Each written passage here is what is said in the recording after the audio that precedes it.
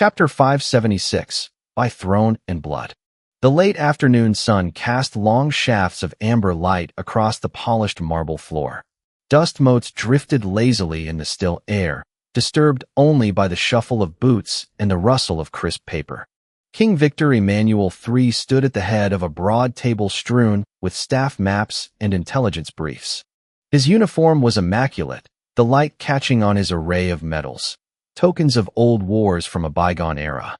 But his eyes were tired, darker than even the heavy circles beneath them. Around him clustered his senior staff, Marshal Badaglio with his sharp-boned hawk's face, the stooped chief of the general staff who toyed nervously with a pen, and the Minister of War who kept dabbing sweat from his upper lip despite the cool palace air. A junior aide read from a typed dispatch, voice tight. Confirmed reports out of Barcelona. The anarchists have executed another bishop. French agitators suspected among the ringleaders. Catalonia has become, well, sire, the word used by our attaché was festering. A grim silence. The king's thin mouth tightened. He stepped forward, hands braced on the edge of the table. Festering, yes. Like the arrondissements of Paris after their armies came home broken and bitter, their ministries hollowed by syndicates. How many dukes did they string up on lampposts in Bordeaux? How many chateaux turned to communes? That was a plague born of defeat. His gaze flicked around the circle, pinning each man in turn. Spain is no mere neighbor. It is the mirror of Italy's future should we lack the spine to act. Alfonso's weakness becomes our own. His collapse means refugees by the hundreds of thousands over our border, and the French funding new committees in Liguria by winter. Badaglio cleared his throat, voice measured. We have long suspected de Gaulle's agents pour coin into these Catalan cells. Ensure the revolution cannot be contained to Spain alone. Those were the words intercepted from Marseille last month. It is clear that while he has no official love for the red banners, he endorses them nonetheless, if not simply for the chaos they sow. The Minister of War gave a sharp nod. Sire, our industry at last stands ready. Our foundries are rebuilt under your direct patronage. Now they produce steel plates welded, not riveted in part thanks to the lessons we have learned from the Germans. Our workshops turn out proper slope chassis. The new Carrom Solera is a match for anything crawling across Spanish hills. He slid a glossy photograph across the table. It showed a lean tank with sharply raked armor, an angular turret perched atop, like a waiting hawk. And our new squadrons of Veltro fighters. The Germans say they perform near equal to their latest variants of the infamous Bf-109 fighters that shot the Japanese out of the skies of the South Pacific with ease. If we move now, with air and armor both, we may break the Catalan syndicalists before they metastasize. A short war, not the years of ruin France endured. Victor Emmanuel tapped the photograph once, then turned his eyes to a map of Iberia pinned with crimson markers along the Pyrenees and clustered thickly around Barcelona. We all remember St. Petersburg, gentlemen. The Red Scourge put down the Bolsheviks in 1905 with fire and gallows. Russia stands today with no communists, no syndical committees, only factories and cathedrals humming in order. Alfonso must be given that same chance. His hand fell heavily on the table. Draft the orders. 2 battalions of the new Solera tanks, the 149 still yet to be rebored to German shell standards, 3 air groups of Veltros, and attach a legion of volunteers from the Arditi reserve regiments. We shall cloak them in the banners of voluntary defenders of monarchy, just as Berlin does with Werewolf. Marshal Badaglio inclined his head, an eager spark in his eyes. We will call it an expedition for Iberian stability, under the shared heritage of the crowns. The Germans will approve. Rumor has it they are already there in Catalonia, and it will keep the blood from ever flowing down into our fields. A secretary hurried forward, parchment decree ready, fountain pen quivering. Victor Emmanuel signed with a firm, elegant flourish, the purple ink soaking deep into the fibers. Let it be known we stand by thrones, not mobs. Tell Alfonso he has our steel, our wings, and our loyalty. He looked up, expression softening just a fraction. And by God's grace, may it be swift. For the world grows tired of revolutions that devour their own children. A man stood outside a farmhouse in the countryside of Navarre. His facial features and skin tone were distinctly north of the Alps, perhaps Westphalian in nature, or maybe straight out of Luxembourg. But his attire was local. Earthy tones, perhaps a few surplus pieces of kit here and there. What was unmistakable, though, was the cockagrau webbing wrapped around his brown farmhand's jacket, and the rifle in his hands that was distinctly German. The man was young, but not young enough to be just another conscript or local partisan. If the way he rested his free hand on his slung carbine, while smoking under the moonlight of the Pyrenees foothills was any indication, he had seen enough in this life to be far more than a mere amateur. "Oi!" A voice called out, instantly causing the man to raise his rifle and press the button on the large lamp clamped to its handguard. A cone of blinding light caught a figure 10 meters away, provoking a string of curses. "Fucking Christ, Fritz! Are you trying to kill me?" Fritz sighed, clicking off the lamp and lowering his weapon. "Kurt, I damn near did kill you. What the fuck are you doing sneaking up on me at this ungodly hour?" Kurt rubbed his eyes, blinking away the afterimages. "The separatists are at it again. It would seem our last sweep only drove them underground. I swear to God these Marxists are like roaches. No matter how many we stomp, they just won't die." A cruel smirk curled on Fritz's lips. He tapped a stamped steel Feldgrau canister hanging from the back of his webbing. Kurt's eyes locked on it, wary. "That's because you don't stomp roaches, Kurt. When you have an infestation, what's the best way to rid yourself of the vermin?" Kurt stood silent a beat too long, like he'd glimpsed Medusa herself. Only when Fritz tapped the canister again did he find his voice. "You don't mean, we're not actually." Fritz dropped his cigarette and ground out its cinders under his boot. He stepped closer, gaze sweeping the dark ridgeline where the farmhouse perched. "Orders come from the commandant himself. I hope you haven't misplaced your gas mask, because the air here is going to grow quite suffocating." It was only then that Kurt noticed a pallet of crates stacked in neat rows, each one stenciled with a Totenkopf. His throat worked dryly. The night smelled of pine, gun oil, and something darker, still waiting to be set loose. Chapter 577, The Calculus of Morality. Somewhere in the hills outside Vic, Catalonia. The old sheep barn stank of manure and damp hay, but it was the only shelter left that wouldn't sell them out. 3 men crouched in the shadows, rifles across their knees, eyes darting at every creak of the warped timber walls. A single lantern burned low, throwing jittery shadows up the beams. "Tell me again," muttered Roel, wiping sweat from his brow, though the night was cool. "Those weren't old Civil Guard with Mausers.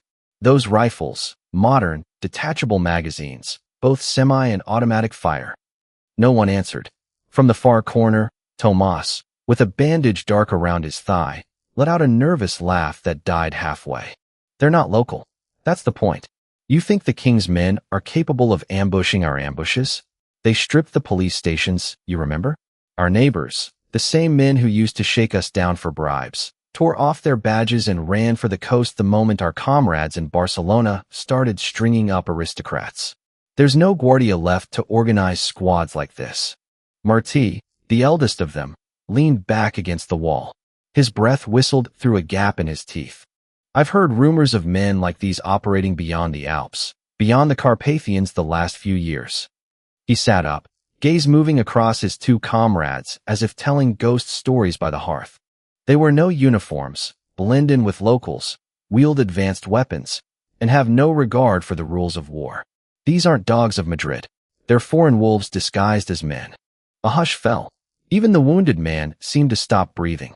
Outside, the wind stirred the olive groves, branches scraping the roof with dry claws.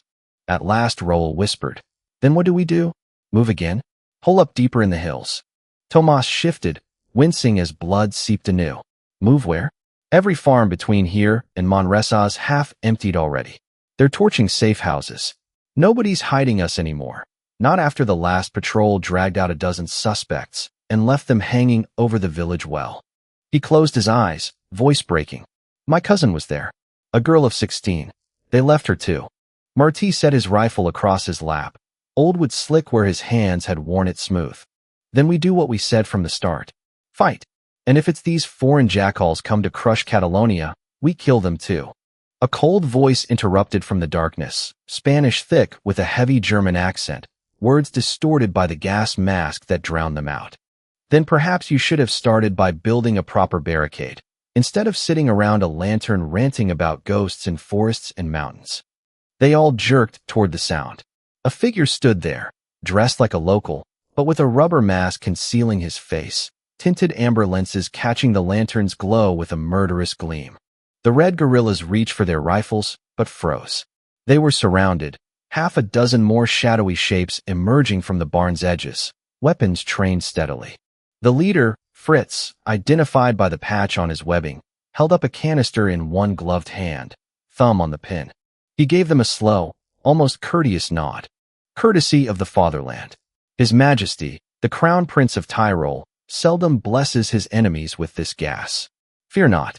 You'll be dead before I finish this sentence. The fate of all Bolsheviks, I'm afraid. And he was right. He pulled the pin, tossed it lightly. The canister bounced once, hissed, and belched a thick gray vapor that rolled low across the straw. Fritz watched them try to scream, hands clawing at their throats, eyes bulging. Their bodies spasmed, tendons locking, as blood vessels burst in bright red trails. By the time the smoke thinned, they were all collapsed, still gripping hidden pistols and grenades they'd meant to use the moment anyone tried to arrest them. Fritz sighed, shaking his head. What a shame, the dose was too high. I couldn't even finish my monologue. Beside him, Kurt's eyes were hidden behind his own amber lenses, but his voice carried dry exasperation. You really ought to see someone, you know that? Before Fritz could retort, another mercenary lowered his rifle, voice edged with awe. Jesus, not 3 breaths passed before they were down. This isn't sarin, or we'd be dead too. What the hell did we just use? Fritz kicked one corpse with a steel-toed boot, eliciting no twitch. His tone was almost casual. The boys back home call it Schwefelgeist. Type S. As lethal as sarin, maybe more so, but it doesn't soak through skin. You only die if you breathe it. Exceptional assassination tool. Designed for terrorists, brigands, gangsters, warlords, or dictators who'd rather go out shooting. Kurt glanced sideways at him, uneasy. They did surrender, though. Fritz's reply was cold and flat. On the surface, check their waistbands. I'll wager half your month's pay they were reaching for something. And sure enough, knives, small revolvers, even crude bombs lay at the corpse's sides. Kurt fell silent, just watching. He wondered, in some corner of his mind, if this was more merciful, to end men like this in one breath, than to fight running battles through villages and leave half the town in graves. But such moral calculus was beyond a gun for hire like him. That was for priests, philosophers, or princes. And the men of the werewolf simply moved on, vanishing into the Catalan night to prepare for their next hunt. A thick, lethal gas had suffocated many men on this night, but not a single innocent among them. By the time the sun rose on the morrow, the poisonous miasma was gone. The people awoke to a peaceful day once more, never knowing what had transpired while they slept. Because these were not ordinary wolves who had found their way to Catalonia, Navarre, and Aragon. This was a pack that specialized in covert operations, leaving not the slightest trace of their hunts behind. Chapter 578, Under Lisbon's Gentle Sun. Lisbon, Praça do Comércio. The late morning sun bathed the Praça do Comércio in a gentle warmth, bouncing golden rays off the polished limestone of the elegant square. Gulls wheeled lazily overhead, their cries echoing softly against grand facades and columns, blending with the murmur of locals and tourists alike. Bruno strolled leisurely, his posture relaxed in a tailored linen suit, yet even in such casual attire, an aura of command lingered unmistakably. Beside him walked Prince Umberto of Italy, sharp-eyed, youthful, but already bearing the disciplined reserve of a future king. On Bruno's other side was Crown Prince Paul of Greece, more easygoing, his laughter echoing easily, brightening their informal gathering. A few steps behind, Heidi and Queen Hedwig moved in quiet conversation, followed by Eva, Elsa, and the younger daughters. The group paused occasionally, enjoying the rhythm of the city, accepting delicate pastries offered by street vendors, and allowing photographers brief moments for commemorative snapshots. Umberto paused, sampling a pastel de nata, nodding appreciatively. This alone would make a journey to Lisbon worthwhile. Indeed, Paul chimed, finishing his own pastry in a single enthusiastic bite, though it will be strange to return to Athens and find the coffee less satisfying. Bruno chuckled, brushing crumbs from his fingers with casual ease. One must savor such small joys while they last. Especially men like us, for whom peace is too often fleeting. Umberto's eyes sharpened, glancing briefly at Bruno. My father says peace is always just preparation for the next storm. He speaks often of your wisdom in these matters. Then your father understands better than most, Bruno replied evenly. Italy and Germany stand stronger together now, precisely because we have learned from our mistakes. Paul gazed thoughtfully across the square toward the sparkling Tagus River. Greece wishes nothing more than stability and peace. But my people have learned through bitter history the cost of being unprepared. My father appreciates your counsel greatly, Bruno. Bruno's gaze softened slightly as he looked at the young Greek prince. And I appreciate your father's courage. Greece's strength will be vital in the coming years. Unity among our families is more than marriage. It is a pact of blood and duty.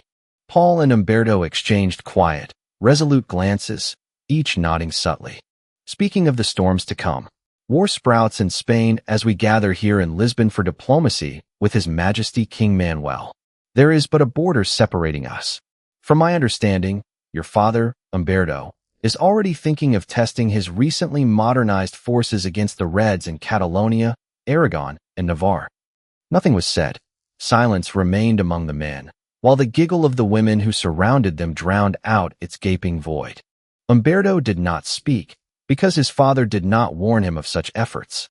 Instead, he was in the dark regarding Italy's plans for Spain. Not that it really mattered, as this investigation was not meant for him, but rather the crown prince of Greece standing by his side. And Paul, my armies helped restore Greek control over its ancient claims. And yet, I have yet to hear a word from your father of his own ongoing efforts to ensure the Hellenic armed forces are ready for the troubled horizon. What say you in that regard?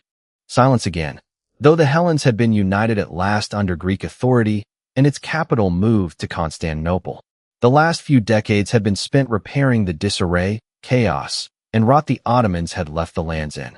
The military? It had not been their priority, and Bruno was a military man. Knowing this, Paul could only choke on his own words and look away in shame.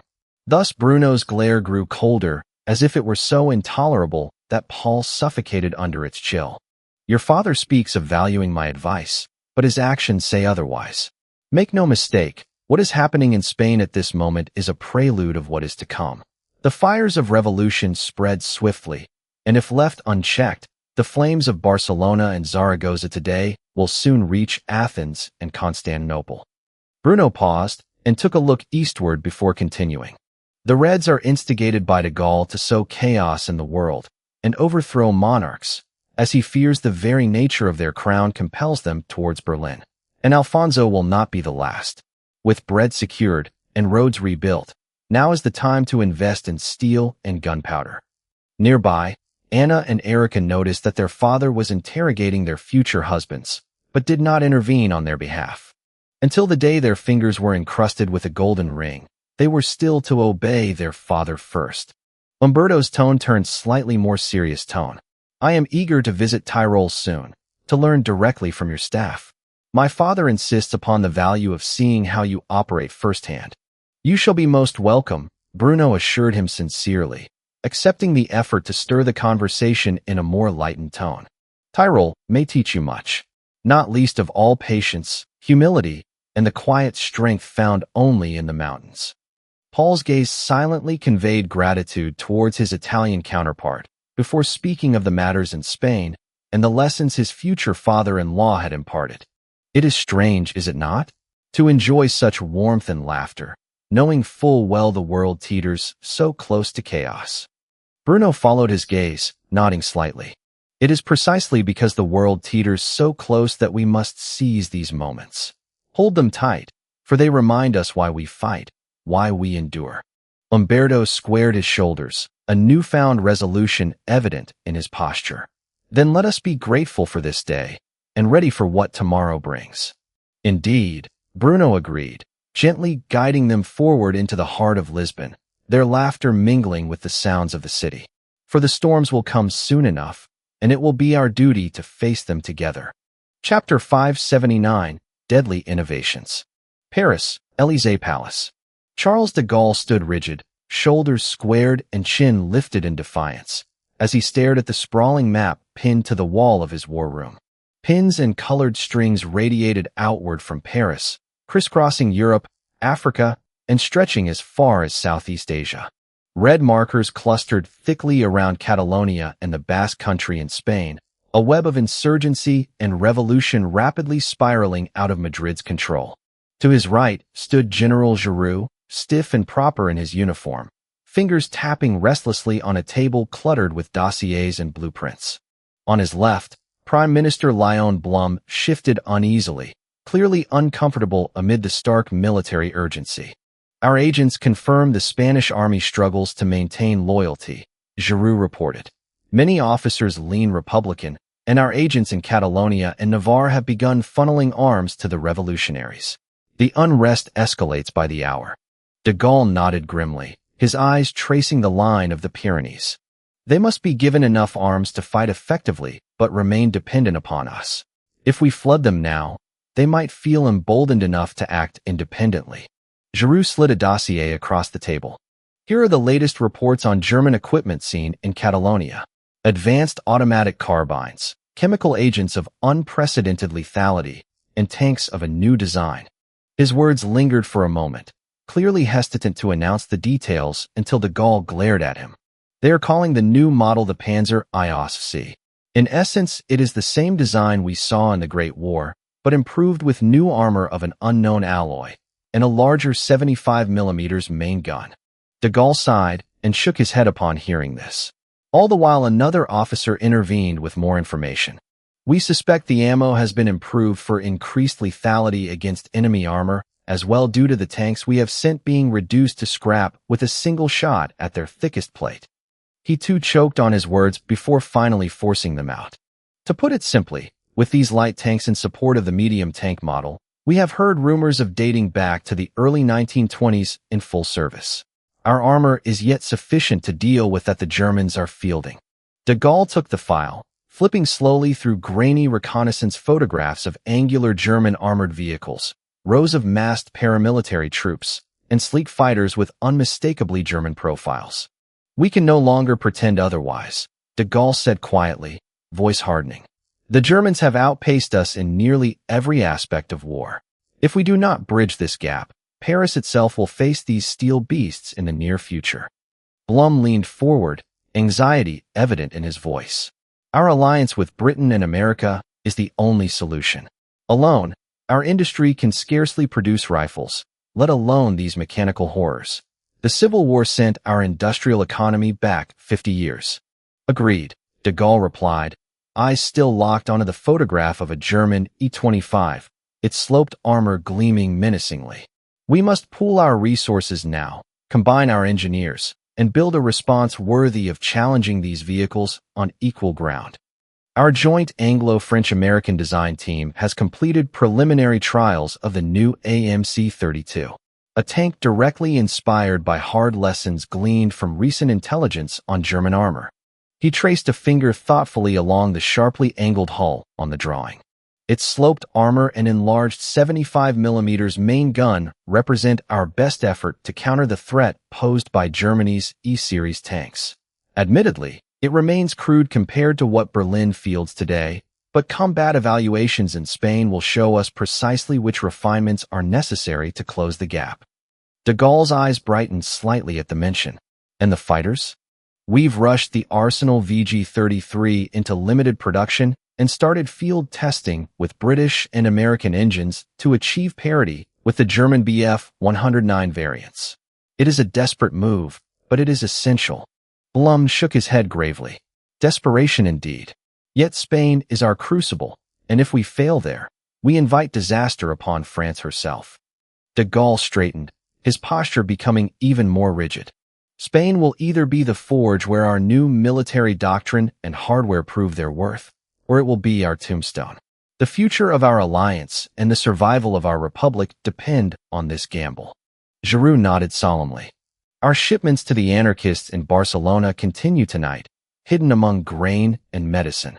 They'll test our new rifles, our grenades, our first tentative armored vehicles, and we shall learn from their successes or their destruction. De Gaulle glanced once more at the map, eyes lingering on the clusters of pins and the looming specter of German might. His jaw tightened, lines deepening as he traced a finger slowly across Catalonia and Navarre. Speaking of tests, he said, voice cold and deliberate, what truth is there to these reports of the werewolf brigade operating among the nationalist paramilitaries? A tense silence fell over the room. Generals exchanged uneasy glances, each hesitant to speak first. Finally, General Giroux stepped forward cautiously. Our sources are credible, General, he began. Our proxies claim their units are being hunted at night by soldiers with distinctly German weapons. As I mentioned before, they tend to utilize advanced automatic carbines and a disturbingly lethal chemical agent. De Gaulle narrowed his gaze. Chemical agents? Are we certain of this? Giroux nodded grimly. Medical examiners found no bullet wounds, no knife marks. Just corpses frozen in agony, their lungs scorched from the inside out. If it's true, De Gaulle interrupted sharply, then Berlin is testing more than armor. They're demonstrating what they're willing to unleash against us. His gaze swept across the assembled officers, heavy with unspoken warning. Gentlemen, we must not merely test our machines. We must steel ourselves for a war unlike any we've faced. If we falter now, Germany will not give us a second chance to rise. Chapter 580, Wolves in the Dark. Somewhere in the foothills of the Pyrenees, near the old smugglers' trails. The cold night air lay heavy across the hills, wrapping itself around twisted oaks and gnarled rocks like a damp shroud. Far below, a winding road cut through the darkness, intermittently lit by the dim yellow beams of convoy lamps. French tanks rumbled along in uneven columns, sleek by French standards. Armored hulls sloped at newly experimental angles, turrets bristling with 47mm cannons. These were older tanks designed to compete with the Panzer I in the years after the Great War, and were still the primary armored fighting vehicle in the French arsenal. Flanking them were a small number of heavy tanks with 75mm guns, freshly off of Paris's production lines. The AMC-32s were flanked by trucks loaded with crates of shells, barrels of petrol, and men packed shoulder to shoulder, rifles resting on tired knees. Above them, nestled among sharp crags and terraces of frostbitten grass, lay the werewolf group. They were scattered in disciplined fire teams, their dark silhouettes broken by local wool cloaks and rough Catalan sashes. From a distance they might have passed for nationalist irregulars, another local militia eager to fight the Reds. Up close, the truth revealed itself. Cockagrow webbing cinched tight over homemade jackets, magazine pouches laden with 30-round Bakelite magazines whose baseplates were stamped with German codes. Each man's rifle was a sleek hybrid of older German wartime brilliance and new post-war refinements. Shorter than a Mauser, deadlier than any bolt action ever dreamed. Optics glinted under moonlight, fixed 4x sights with etched BDC reticles capable of engaging targets out to 600 meters. At the rear, heavier figures moved, dragging long shapes covered in tarp. Panzerfaust with these bore reinforced tubes, a tighter venturi, and finned warheads designed to punch through armor that had not yet made it to the world stage. Fritz lay prone behind a scatter of broken limestone, scope fixed on the lead tank. His finger rested lightly against the trigger of his carbine, breath slow and steady.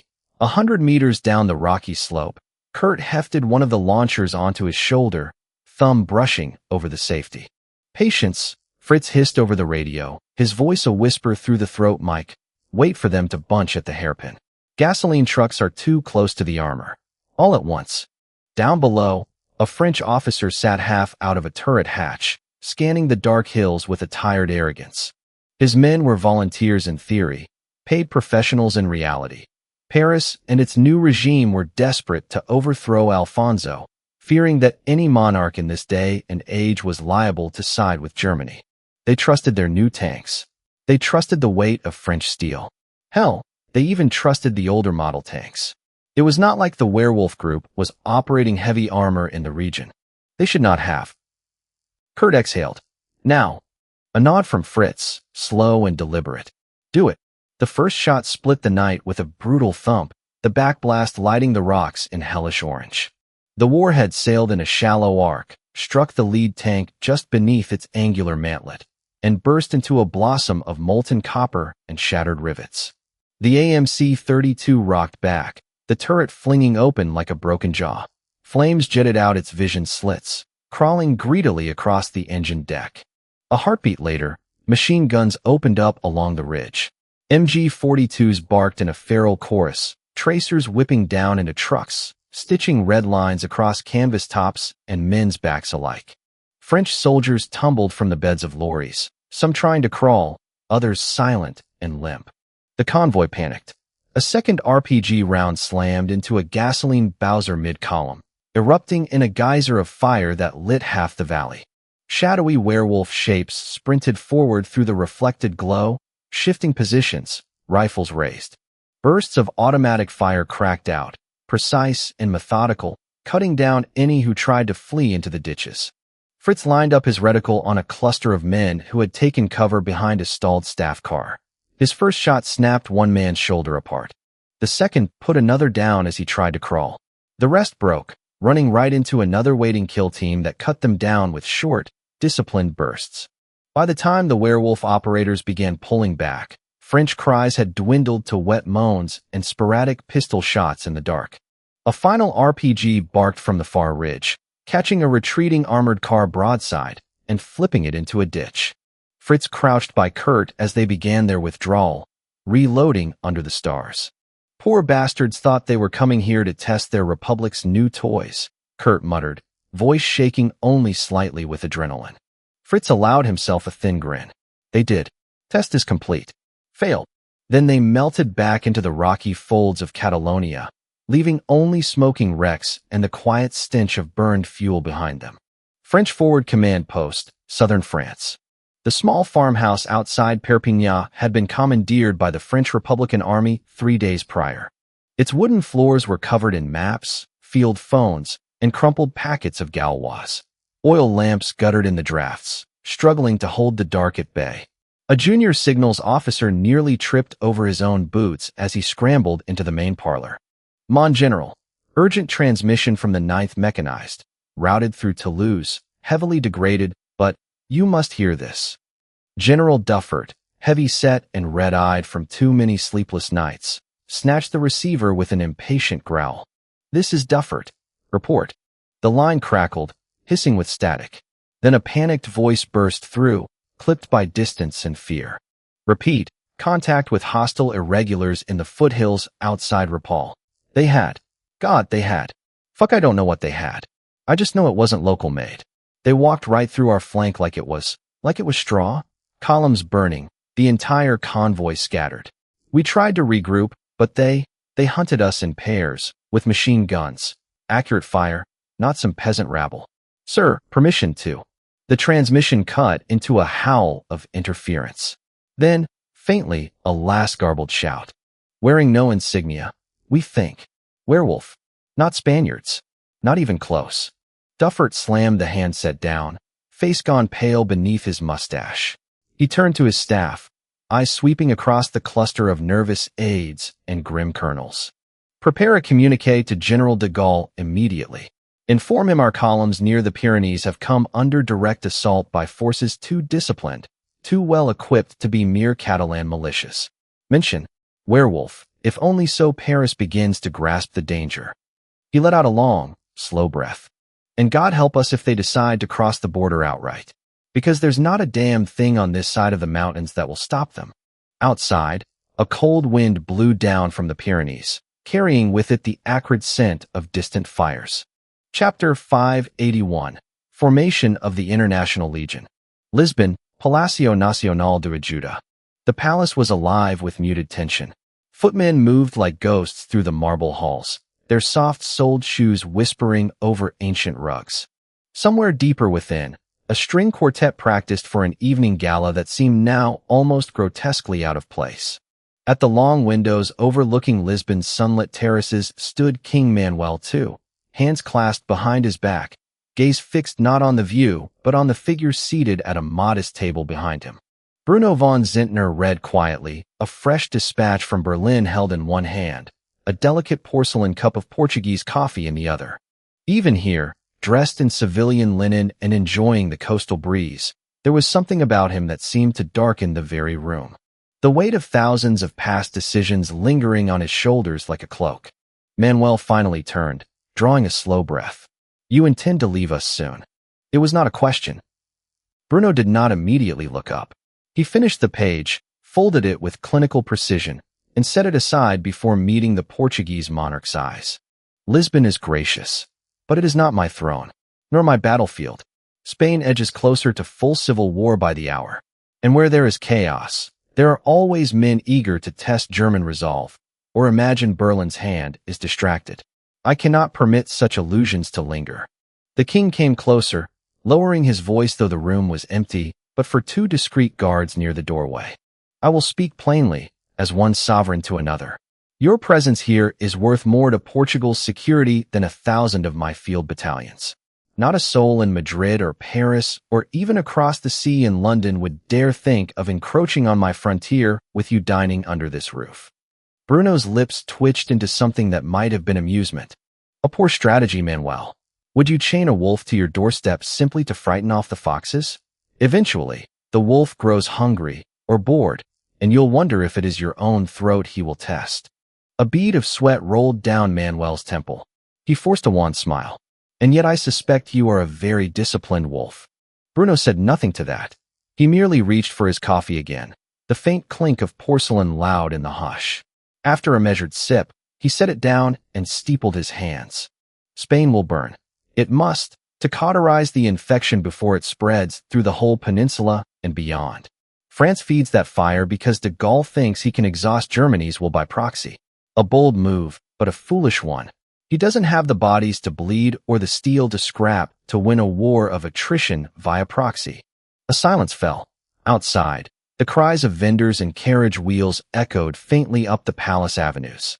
At last Manuel ventured, almost pleading, stay through the month at least.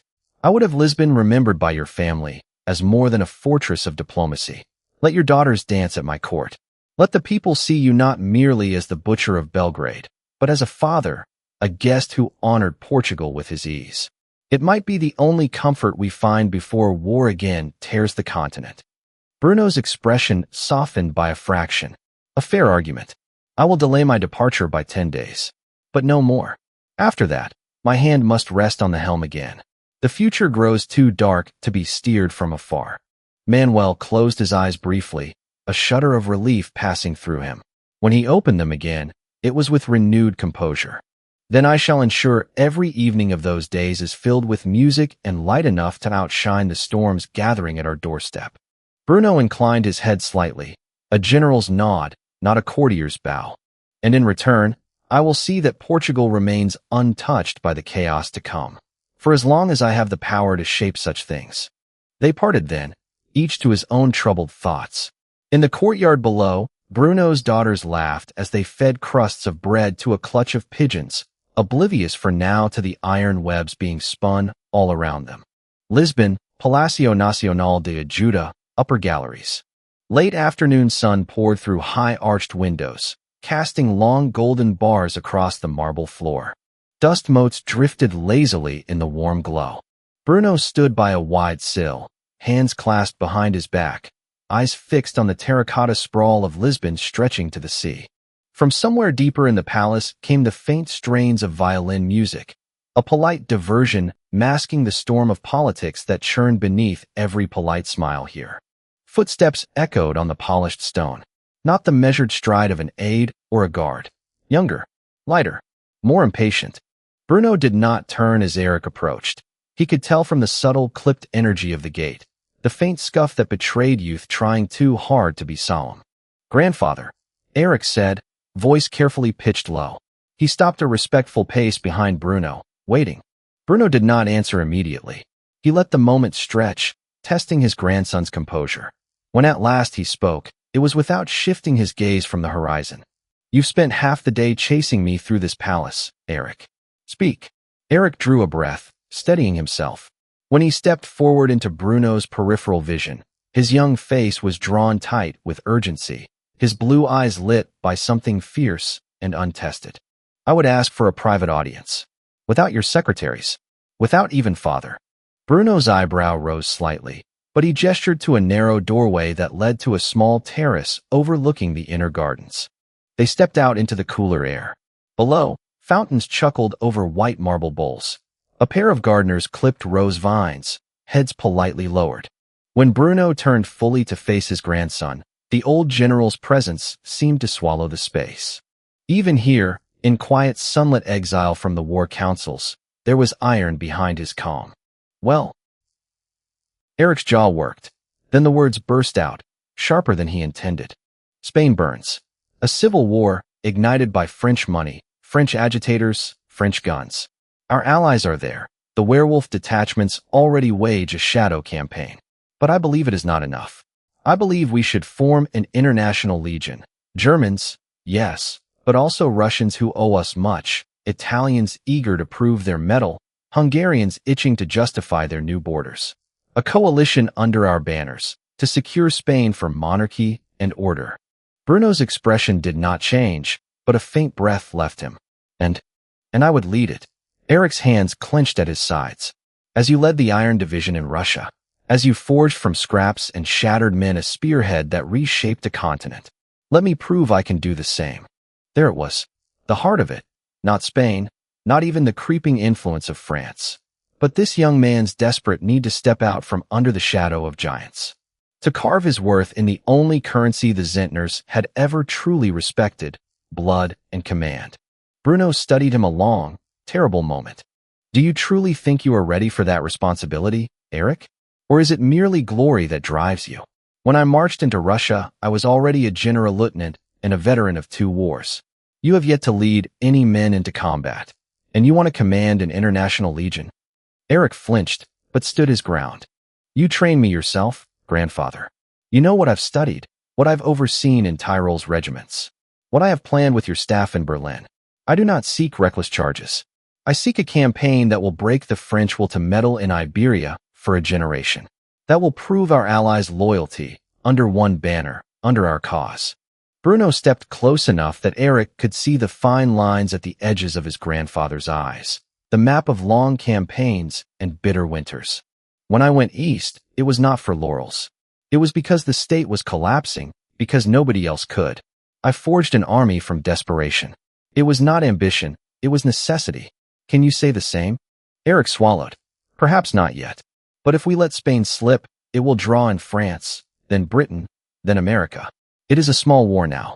We can still mold it to our advantage. Later, it will be too vast to control. For the first time, Bruno's hard gaze thawed by a degree. A grudging respect flickered there. You are your father's son, and perhaps, unfortunately for you, that means you are of my blood as well. Very well. Draft your proposal. Make certain it does not drain reserves from Tyrol's critical deployments. If I approve it, you will have your legion, and you will live with every grave it digs. But I will not grant you command. I will delegate that responsibility to a more proven commander. You will be his adjutant, and I will hear nothing more of it. Eric exhaled sharply, shoulders stiff with mingled with both triumph and defeat. Despite not getting the command he wanted, participating in the campaign among the leadership staff was a glory in and of itself. Thank you, grandfather. I will not disappoint you. Bruno laid a heavy hand on his shoulder, squeezing once, a gesture that felt both like blessing and a faint, final warning. See that you do not. Go on now. Eric turned and left with something close to a soldier's march, vanishing back into the palace's sun-dappled corridors. Bruno lingered on the terrace, watching the gardens below. His hand curled around the cool marble balustrade until his knuckles whitened. It is not that I fear you will disappoint me. It is that I know you will be disappointed when you come to realize that war is not an act of courage and gallantry, but an orchestra of death. Good luck, Eric. You are going to need it. Chapter 582. The International Legion arrives. The harbor of Santander was a cauldron of salt air, clanging cranes, and shouted orders that carried in half a dozen languages. Men bustled over the broad docks, hoisting crates from steamships that belched coal smoke into the pale afternoon sky. Uniforms of every cut and color moved among them, German Feldgrau mingling with the deep forest green of Hungarian dragoons, the sand-hued tunics of Italian Solera tank crews brushing past the trim naval blue of Greek staff officers. At the heart of this tumult stood two men who could have been mistaken for brothers at a careless glance. Both were broad-shouldered, with stern hawkish profiles. However, one was adorned with understated silver piping, the mark of German staff, and the other a mere captain.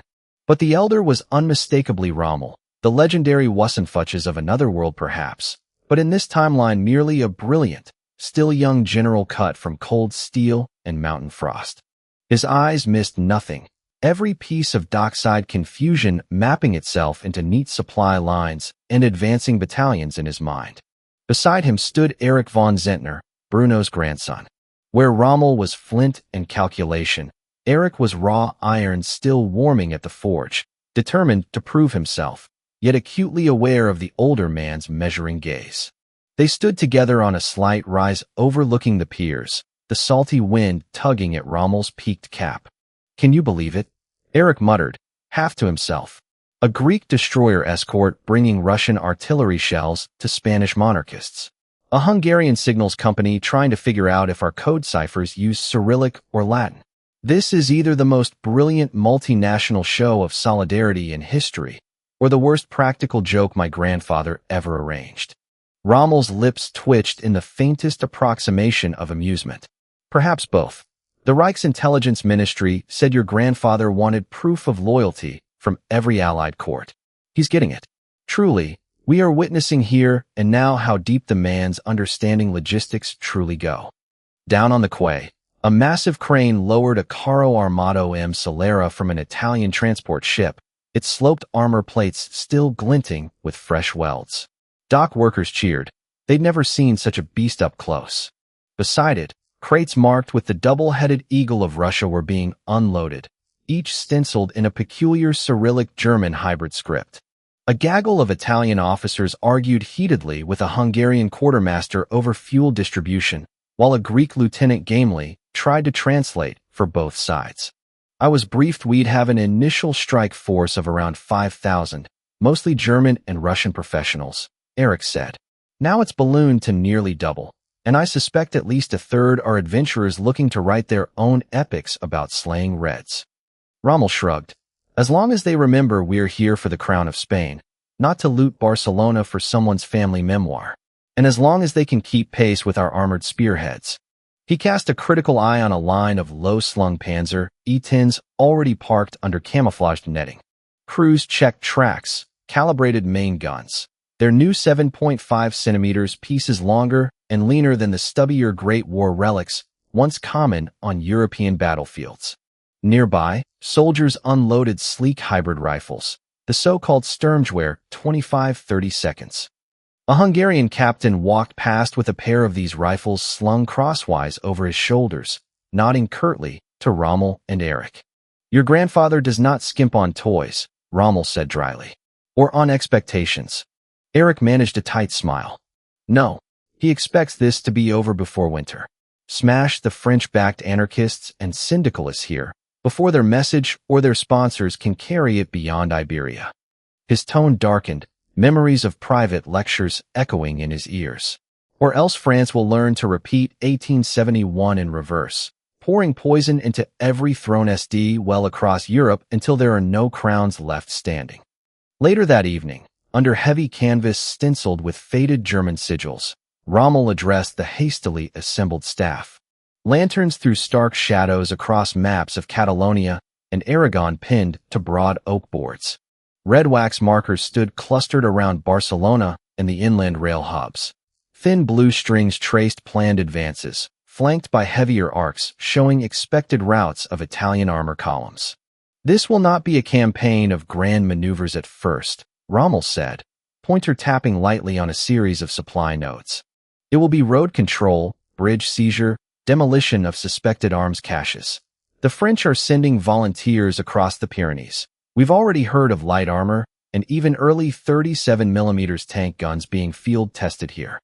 A Greek major interjected. And the werewolf group, her general? The rumors are unsettling. Spanish villagers speak of men who strike at night, leave piles of executed syndicalists, then vanish without taking local credit. Rommel did not smirk, but his eyes were coldly approving. That is intentional.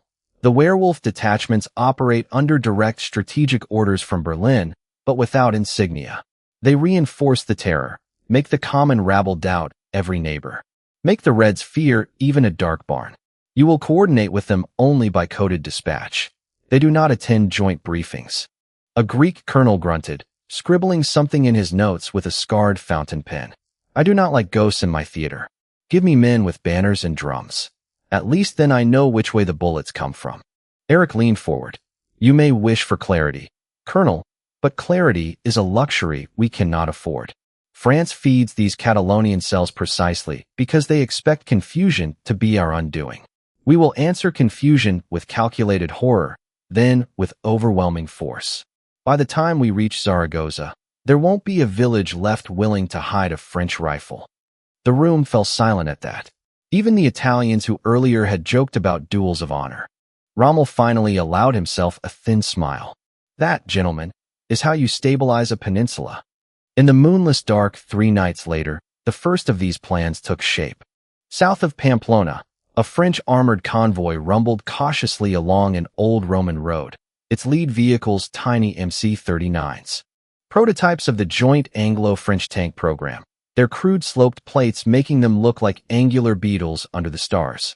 Inside one tank, the driver wiped sweat from his brow.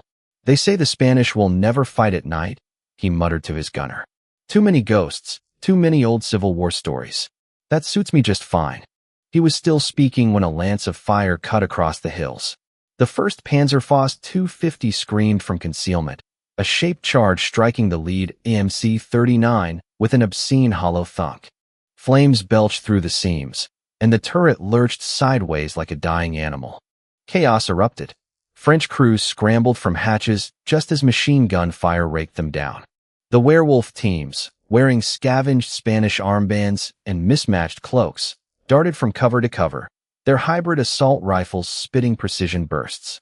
Each shot seemed preternaturally calm, no wild fusillades, only methodical takedowns. A pair of Russians working with them unpacked a stubby mortar, dropping in rounds with practiced speed. Moments later, canisters hissed open among the rear trucks, spreading a cloying fog. Men choked, clutched their throats, and toppled. The survivors staggered out, only to be picked off by disciplined bursts from concealed firing pits. One werewolf lieutenant, with a sardonic grin, wiped blood from his cheek and radioed in a crisp Prussian dialect. Tell Rommel his road is clear for the Italians. By first light, the battered remnants of the French expedition were little more than twisted steel and bloated bodies lining the roadside. Rommel stood with Eric and a small cadre of Greek and Hungarian observers.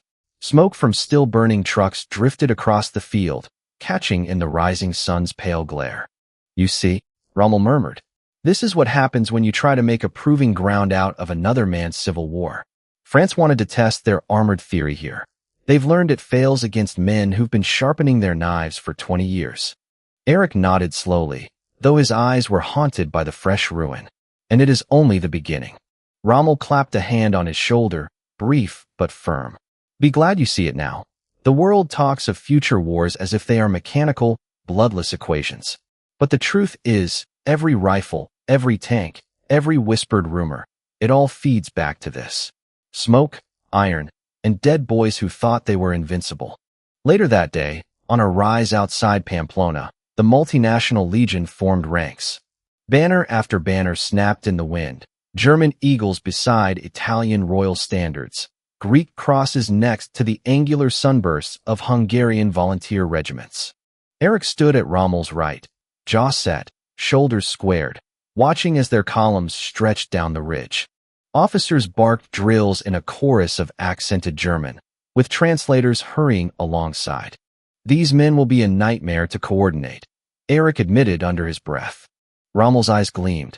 Perhaps, or perhaps they will be the nightmare that stalks the dreams of every red agitator from Marseille to Seville. A bugle sounded. The legion began its slow march southward, armored columns clanking into line, artillery teams setting their sights for the next rail hub. Above them, on a battered church tower, a sniper unfurled a strange new banner hastily sewn from 3 allied colors, a promise that for at least one brutal season, Germany, Italy, Greece, Hungary, and Russia would bleed together on Spanish soil. Chapter 583. The Kings Near the Sea. Sofia, Bulgaria. Rain drummed on the broad copper eaves of the Alexander Nevsky Cathedral, its golden dome slick and darkened by the storm. Beyond the cathedral square, a phalanx of soldiers stood at rigid attention despite the downpour. Trim rows of Bulgarian infantry, with polished Mausers glinting whenever a break in the clouds let sunlight through. Inside the royal palace, the air was warm and thick with the scent of cigars and wet wool. Servants moved quietly, refilling glasses of plum rakia and setting out fresh trays of honeyed nuts and figs. The small conference chamber, adorned with tapestries of old Orthodox saints, hummed with subdued voices. 3 kings gathered under one roof. At the head of the dark oak table sat Tsar Boris III of Bulgaria, lean and sharp-nosed, his eyes restless, fingers drumming in practiced patterns. To his left was King George II of Greece, broader in the shoulders, his uniform stiff with medals that seemed to anchor him like ballast. On Boris's right reclined King Arthur I of Hungary, aging, but robust and wise nonetheless. Between them lay a great map of Europe and North Africa, cluttered with small wooden blocks painted in the colors of various armies. Most clusters hovered along the Pyrenees, bright Greek blues, Hungarian crimson, and Bulgarian forest green, mixed among the black crosses of German werewolf attachments. A senior Hungarian staff officer finished reading the latest courier dispatch from Navarre, his voice fading into the drone of rain on window panes. When he concluded, silence fell. Tsar Boris was first to break it. He leaned forward, elbows on the table, face pinched in calculation. So, our men, our sons alongside your own, he nodded at Arthur, then at George, have performed admirably. The Spanish royalists and those werewolf detachments smashed the Catalan columns near Vic 3 days ago. But it is your own reports, gentlemen, that trouble me most. King George's mouth twisted in distaste. You mean the observation from our pilots near Zaragoza? Yes. They send back descriptions of German armored tactics that frankly read more like science fiction. Coordinated shock advances with what they call mobile artillery built on the same chassis as their tanks. A pause, entire batteries pulled by diesel engines and protected by sloped plates. They use radio sets to relay fire corrections in real time. This is leagues beyond anything our gunners have practiced.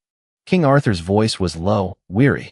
Our men went to Spain to prove loyalty, to secure monarchy against France's petty revolutionaries and the anarchists. They wanted blood and glory. A cold smile flickered across Boris's face. Your commanders in Navarre say the German advisors there were fielding rifles not much larger than our carbines, but fitted with optical sights as standard, detachable magazines, and automatic selectors.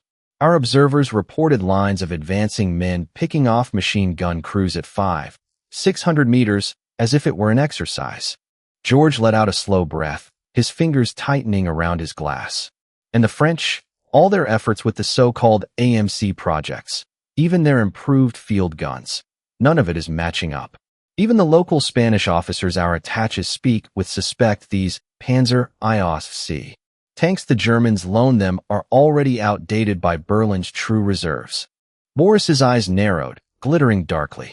You mean, they're sending old stock to Spain to test tactics, while keeping the next generation in Bavaria or Tyrol, letting us all see enough to be impressed, but not enough to gauge the true scale. King Arthur gave a small, humorless laugh, as if we needed more reasons to remember we are small powers on the rim of a German world. Hungary marched with them in the Great War. It bought us back our kingdom in part, though at monstrous cost. Now we may be asked to gamble our sons again. A subtle tension lay under that, old wounds still raw, faint fears of German hegemony resurfacing. But none spoke of it openly.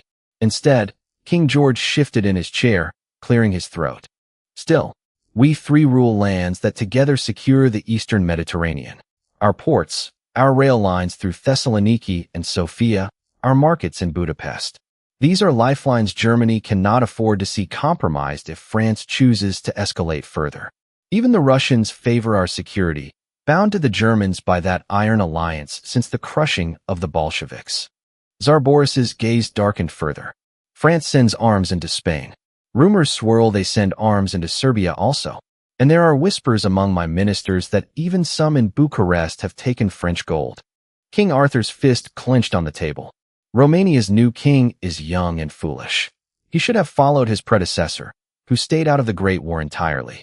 But he thinks, because Bruno negotiated the partition of Transylvania that was largely in their favor, that he will not attack them. King George tapped the map lightly, tracing a finger from Constantinople to Gibraltar. All the more reason we solidify our bloc. If war widens, as it seems destined, we must be ready to declare, and swiftly. Greece, Bulgaria, Hungary, aligned openly with Berlin and St. Petersburg. It would send a shudder through Paris and London. Boris tilted his head, studying George. Your father would not have risked such a statement lightly. My father faced a crumbling Ottoman corpse, not French artillery on our borders. Times change. And your father, Tsar Ferdinand, lived the rest of his days in regret for not having the foresight to join the Central Powers before the war broke out. A long silence. Rain intensified against the windows, hissing like static. Finally, King Arthur spoke, voice low but resolute. I will bring this before the Royal Council in Budapest when I return. Our generals are already quietly adjusting procurement, seeking more German lathes and armor-forging contracts. If Berlin offers additional joint commands as it did for Spain, we will provide men. Not mercenaries, mind you, but regiments under dual banners. It solidifies loyalty and gives us a stake in the spoils if France collapses under its own debts and syndicalist riots. Tsar Boris gave a slow nod. And I will have my war ministry begin quiet mobilization notices.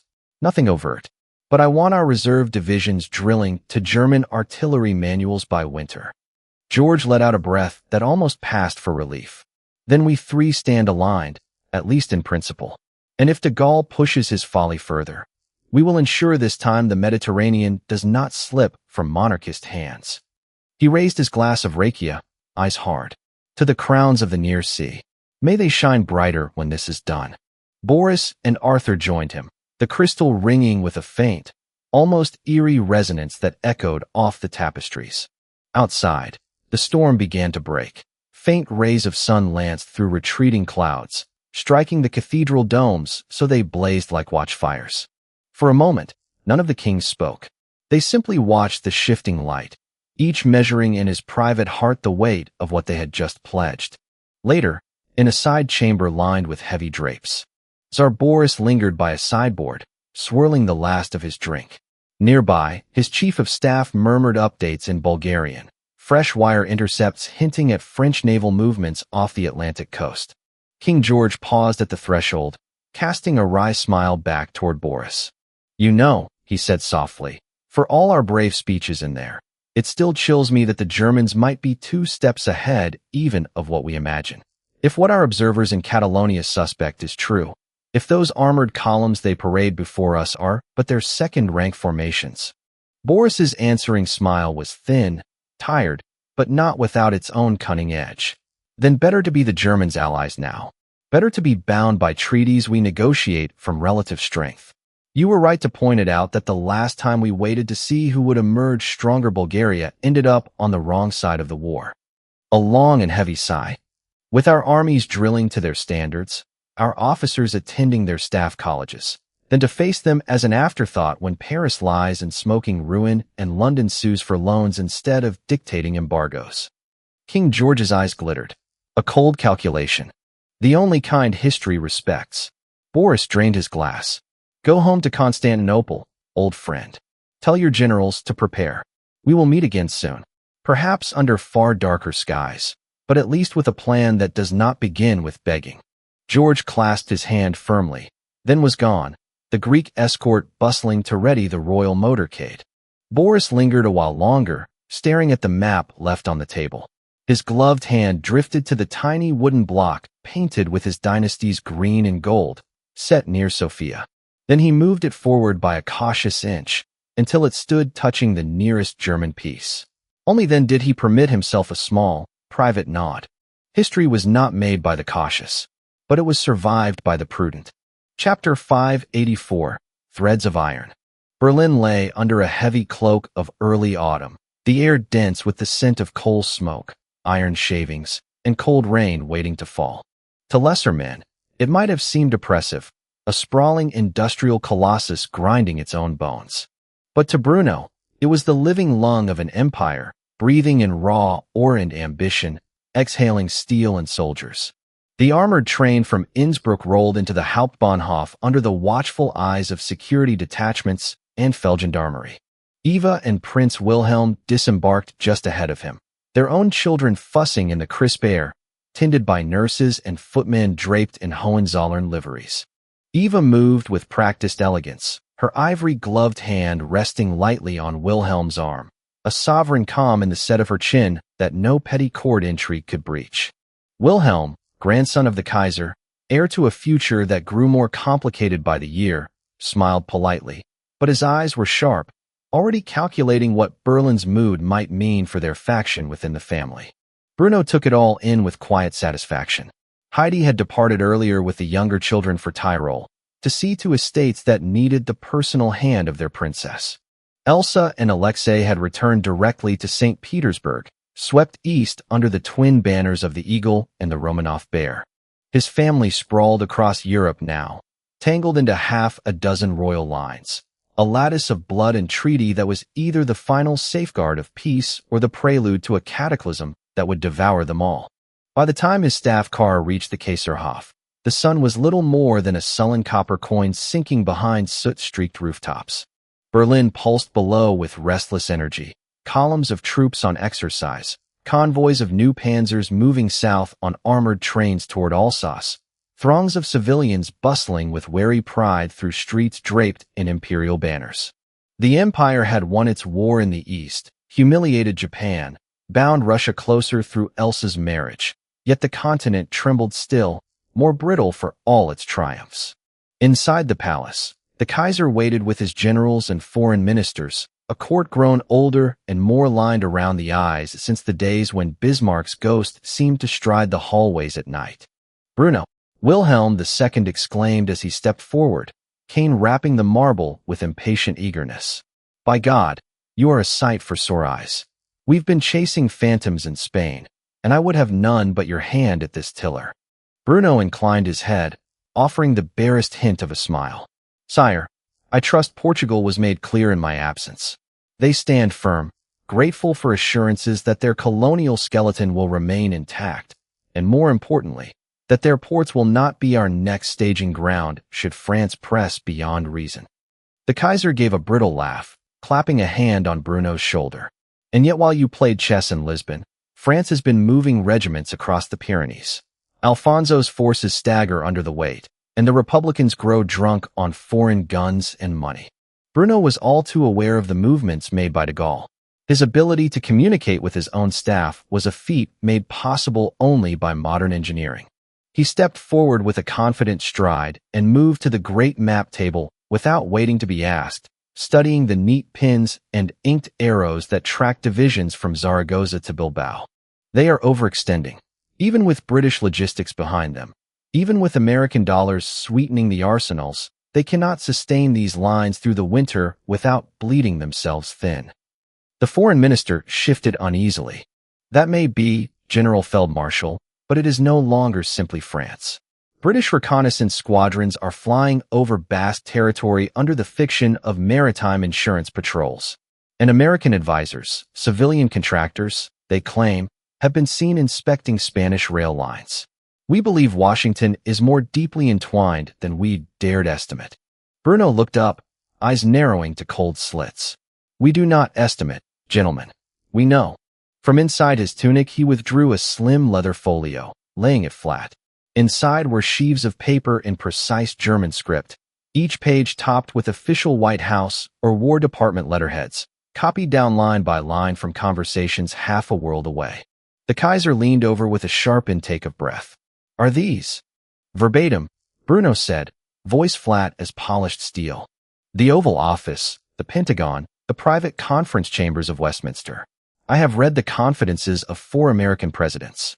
Hoover gnashes his teeth at rumors we meddle in his elections, and Franklin Roosevelt already plots a reshaped navy to break the Reich's Atlantic lock, all while oblivious that half the men manufacturing their shells answer, ultimately, to Board's eye point. Silence gripped the council. One of the generals muttered something half-audible about the devil's own cunning. Wilhelm slowly straightened, lips curling into something between a smile and a grimace. So they stand naked before us. Their industry hums because we have chosen not to halt it. Their armies drill with rifles forged from, or we allowed them to keep mining. My God, Bruno. This is a power Bismarck himself could scarcely imagine. Bruno did not smile. Power is nothing if not applied at the right moment. Force their hand too soon, and the Anglos will bind themselves to France in terror. Better to let them wallow in false security, even as they entangle further with French ambitions. When the break comes, it will be clean and final.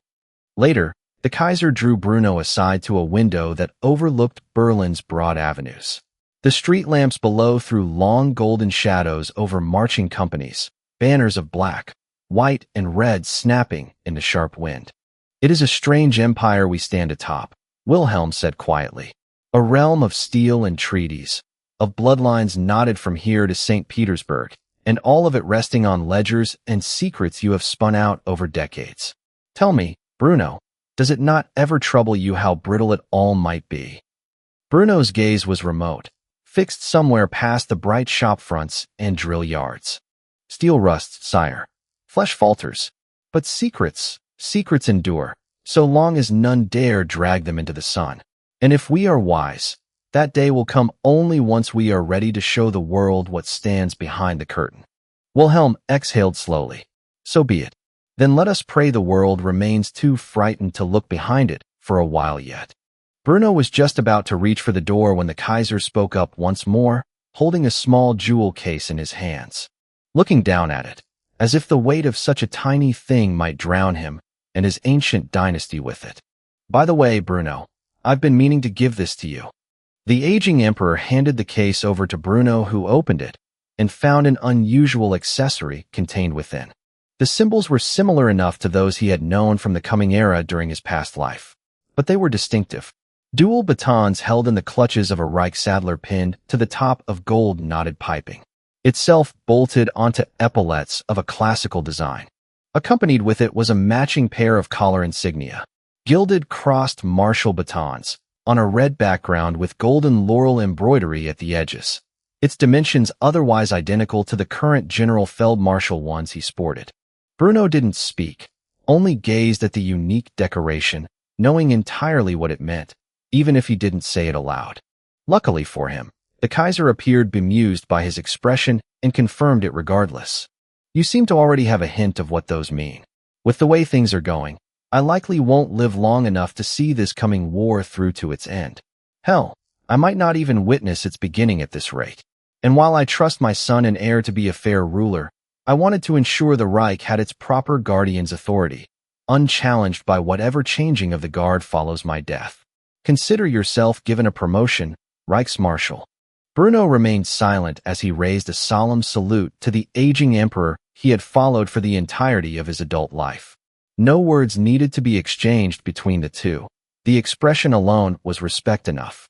When Bruno finally left the palace, night had fully fallen, Berlin aglow with arc lamps and the deep red lanterns of military convoys.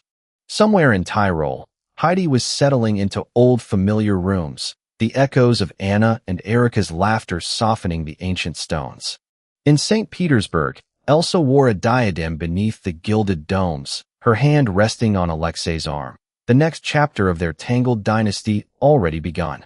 And here, in the capital of an empire that spanned from the Rhine to the Urals, Bruno prepared to step once more into the breach. The architect of a machine so vast that even he could no longer claim to control all its moving parts. If war must come again, then let it come under his watch. Better that he wield the knife than leave it to the fumbling hands of lesser men. Chapter 585, A Soldier's Lament. Tyrol lay golden under a high alpine sun, the rolling meadows and forested slopes painted in hues that seemed almost too vivid to belong to Europe's simmering century. Here, far from Berlin's choking foundries and the brittle intrigues of St. Petersburg, the world felt deceptively simple. Children laughed in courtyard gardens. Horses pulled gilded carriages to waiting pavilions. A family estate was just that, a home, not a headquarters. Or so Bruno might have wished. But necessity took precedence over his wishes, and his family estate was far more than just a mere home. It was a palace so grand that Versailles would weep in its ashes over its opulence, and yet fortified to withstand a siege or even an aerial bombardment deep within its bones. He stood before the full-length mirror in the master bedroom, frowning as Heidi smoothed the heavy dark wool of his tunic. The uniform was a unique cut, somewhere between the tailored lines of an M35 Waffenrock and the more ornate tradition of the old 1871 parade coats. Its breast glittered with the accumulated weight of decades. Perhaps in the entire history of the German Reich and the Kingdom of Prussia which preceded it, there had never been a general so decorated. And that was why he alone wore the most striking of all decorations. On his shoulders were a pair of the broad gold epaulettes, each crowned with a stylized Reich saddler clutching a pair of marshal's batons in its talons, embroidery so fine it seemed alive in the morning light. It was the insignia of a Reichsmarschall, older than the uniform itself, rooted in the dust of medieval courts yet sharper now than any blade, revived in the modern era solely for his command. Heidi's hands lingered at his collar, fussing with the crimson piping that framed the gilded laurel leaves on either side of his throat. She looked impossibly young still, though the lines around her eyes told a different story. Laugh lines, yes, but also lines carved by decades of waiting at windows, of reading casualty lists that never included his name, yet threatened to all the same. "I hate wearing my work uniform at home," Bruno muttered, voice pitched low, almost embarrassed by the admission. "Damn thing feels like a coat of mail. This house is meant to be rid of such burdens."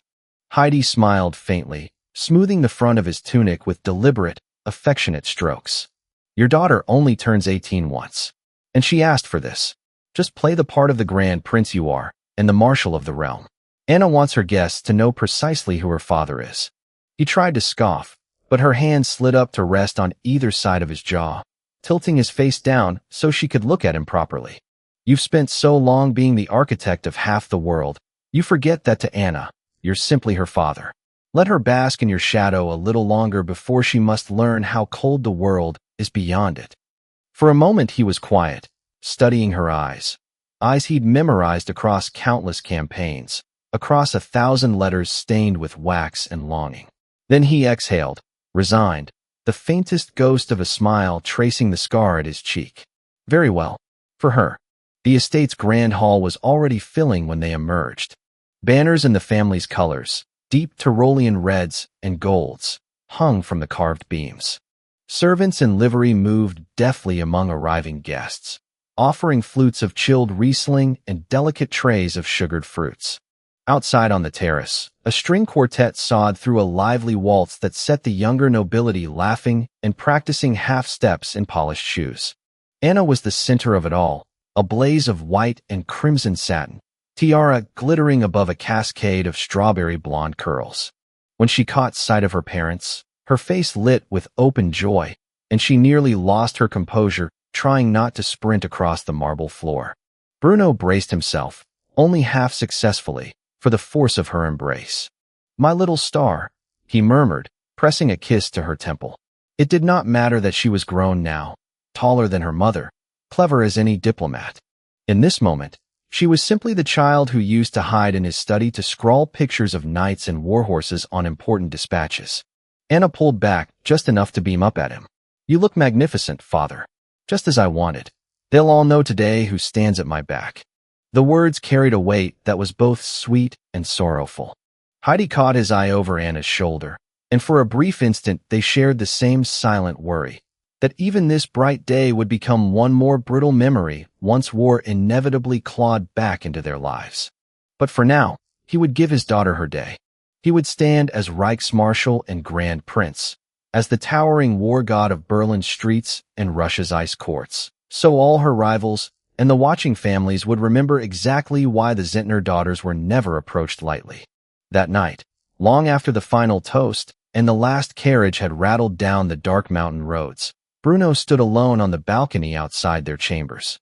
The Tyrolean sky stretched black and endless above, scattered with indifferent stars. Below, the estate lay quiet, lanterns guttering out one by one. Heidi slipped out to join him, wrapping an arm around his waist. For a while, they said nothing. Finally, she leaned her head against his shoulder. She will be all right, you know.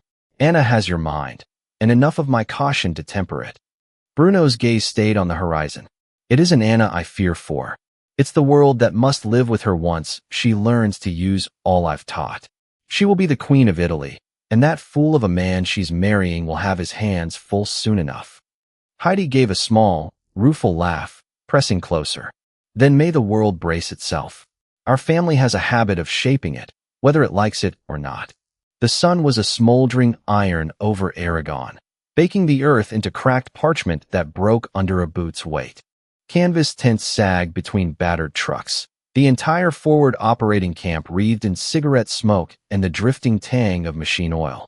Beyond the perimeter, distant pops of rifle fire rolled lazily across the scrub, like children throwing stones at tin sheets. Eric sat at a makeshift table, a battered field radio crackling behind him with reports from recon patrols. His Feldbluss was slung over the back of the chair, braces loose over a sweat-damp undershirt. Dust clung to every seam. In his hand, a pen hovered uncertainly over fine stationery, so out of place here it seemed a relic of another century. My dearest Erica. The words looked fragile on the page. He stared at them a moment, feeling faintly foolish. It wasn't the proper thing, writing to her like this. Not through official channels, not with so much unsaid. She was, after all, the daughter of his grandfather's closest comrade, the other Eric for whom he'd been named. In another world, that connection might have been enough to keep things simple. But in this twisted tapestry of alliances and family ghosts, nothing was ever simple. He found himself remembering the last time he'd seen her, that afternoon in his father's study back in Tyrol. In truth, he had never been told the reason for the girl's visit. And if he knew the truth, he would be appalled at his own grandfather. But the girl seemed sullen, and he had instinctively comforted the young maiden in a time of the utmost grief. Nevertheless, he had fallen head over heels for the lass at first glance, and now he couldn't help but think of her as he was seeing war for the first time in his life, the way so many men did to keep their minds off the sheer brutality of combat. I imagine by now you've heard the worst rumors, that we are all but storming across Spain at the tip of sabers, dragging Europe to the brink again. It is only half true. Most days are spent waiting, sweating through these endless hours with nothing to show for them, but more dust on the horizon. Still, it feels close, Erica, like something vast is breathing down all our necks, waiting for us to flinch. He hesitated, pen poised, then wrote on. I cannot say when I will return. Perhaps by Christmas, if the French finally bleed out here as grandfather's suspects. But I think often of Tyrol, of that study window, of how you looked when I first spoke. Write me, if only to tell me the gardens have survived the summer better than I have. He signed it simply, Eric. No titles, no ranks, no weight of the Zehntner name. Outside, a dispatch rider barked for fuel, Spanish peasants led crates of vegetables past tired feldgendarmes, and the war continued its slow, inevitable crawl across the dry plains. Eric sealed the letter with practiced hands, then sat back, exhaling. Around him, the wind picked up, hot and restless, carrying the smell of gun oil and dying grass. For a heartbeat, he let himself hope the letter might reach her before the next battle began. Chapter 586. Ambush in the Mountains and the Jungles. Outside Lleida, Catalonia, the sun had begun to dip behind the Catalonian hills, casting long ochre shadows across the olive groves and abandoned outposts that dotted the roadside. The light, somber and golden, the kind that painters chase and soldiers mistrust. It illuminated every jagged edge, making everything too visible, too still. It was an omen, and not a boon or blessing gifted by God, but something far more sinister to those superstitious veterans who knew the scent of blood before it was ever spilt. Eric sat in the lead vehicle of the motorcade, an up-armored Kubelwagen variant with reinforced side plating and a front-mounted comms relay. The convoy rolled slowly through narrow farm lanes flanked by half-ruined walls and scorched vineyards. They had departed the rear logistics depot an hour earlier after General Rommel's inspection. Now, They moved back toward the intermediate line, just shy of the Aragonese front. 3 vehicles, 12 men, most of them International Legion volunteers under his personal assignment. These were officers and their guards, not frontline grenadiers. Their vehicles respected the nature of their position. The mix was as eclectic as it was professional. Hungarians, Bulgarians, Italians, Russians, Germans, and 1 Greek engineer who spoke 4 languages and could field strip a machine gun blindfolded. They were armed well, too well, some whispered, with modern Sturmgewehr, semi-automatic DMRs, and belt-fed MG-42s. Despite being rear echelon troops, they made up for it with doctrine, steel, and intent. Behind him, one of the legionnaires was humming softly. A Prussian tune. Familiar. Eric closed his eyes for a moment. He found himself thinking again of the letter he'd written that morning, a letter he wasn't sure he should have sent. Eric's name still clung to the inside of his chest like damp wool. Then, the world cracked open. The first blast came from the low ridge just ahead, an IED buried beneath the roadbed, likely packed with fertilizer, shrapnel, and anarchist hope. The lead escort vehicle evaporated in a bloom of fire and shrieking metal, throwing bodies and black smoke high into the air. Shouts followed, then automatic fire from the treeline. Syndicalist rifles opened up in coordinated arcs. The convoy had driven into a box, textbook guerrilla tactics. Muzzle flashes winked like fireflies across the ridge, and rounds snapped through the olive trees in lethal bursts. Contact left. Disperse, flank, return fire. Eric was already moving, diving from the command vehicle with his P-25/30ths drawn in one hand. The sharp jolt of impact punched into the dirt just beside his boot. His men reacted with brutal precision. The MG teams dropped to their knees and opened up with bone-rattling bursts, stitching the hillsides with lead. 2 DMRs locked in from the rear vehicle, cutting down rebels as they shifted positions. The rebel ambush crumbled under the storm of superior firepower. Tactics drilled into the legionnaires by men like Rommel and modeled after doctrines tested in the South Pacific and the Korean Peninsula. A war that had ended no more than 2 years prior. A figure burst from the trees. Young, barely more than a boy. His shirt was torn, a red star painted crudely across his chest. He shouted something in Catalan. A plea, a curse, or perhaps even a battle cry, all while he raised a rusted rifle. The bullet hit Eric high along the ribs, carving a shallow furrow beneath his arm. The world narrowed to a point of fire and adrenaline. He dropped to one knee, and in that same fluid motion, raised the P-25/30ths and squeezed the trigger. One shot. Center mass. The boy stumbled, dropped his rifle, and slumped forward. Dust rose gently around his body as it hit the ground. The hillside fell silent in the way only killing can quiet a place. Smoke drifted like lazy ghosts through the olive trees. The air smelled of cordite and churned earth, blood, and old wood. 3 rebels had fled into the brush. The rest lay broken in the dust, some still breathing, most not. 2 of Eric's men were wounded. One seriously, the other not so much. A third, the youngest of the group, was dead, blown apart in the first blast. His name Eric could not recall, but his face was forever seared into his memory. He remembered the photo the boy had of his sisters tucked inside his chest pocket. No doubt turned to ash along with his body inside the flaming wreckage. Eric sat against the Kubelwagen's wheel, blood soaking through the shredded edge of his undershirt. A field medic hovered beside him, wrapping gauze around his side. "You'll live," the medic muttered, half grinning. "Pretty enough wound to earn you a medal. Could have been worse, Lieutenant." Eric didn't respond. His pistol rested across his lap, the slide locked back on an empty chamber. His hands were steady, but his throat burned, not from fear, but from the taste of dust and copper and something harder to name. He hadn't hesitated, not even for a second. The face of the boy he shot was already fading, but the position of his body, the way the rifle slipped from his fingers, that was burned in. There had been no poetry to it, no heroism, just reflex and doctrine and the instinct to kill before being killed. His grandfather had told him once that the age of chivalry died in the last century. Now all was left was men with violent hearts.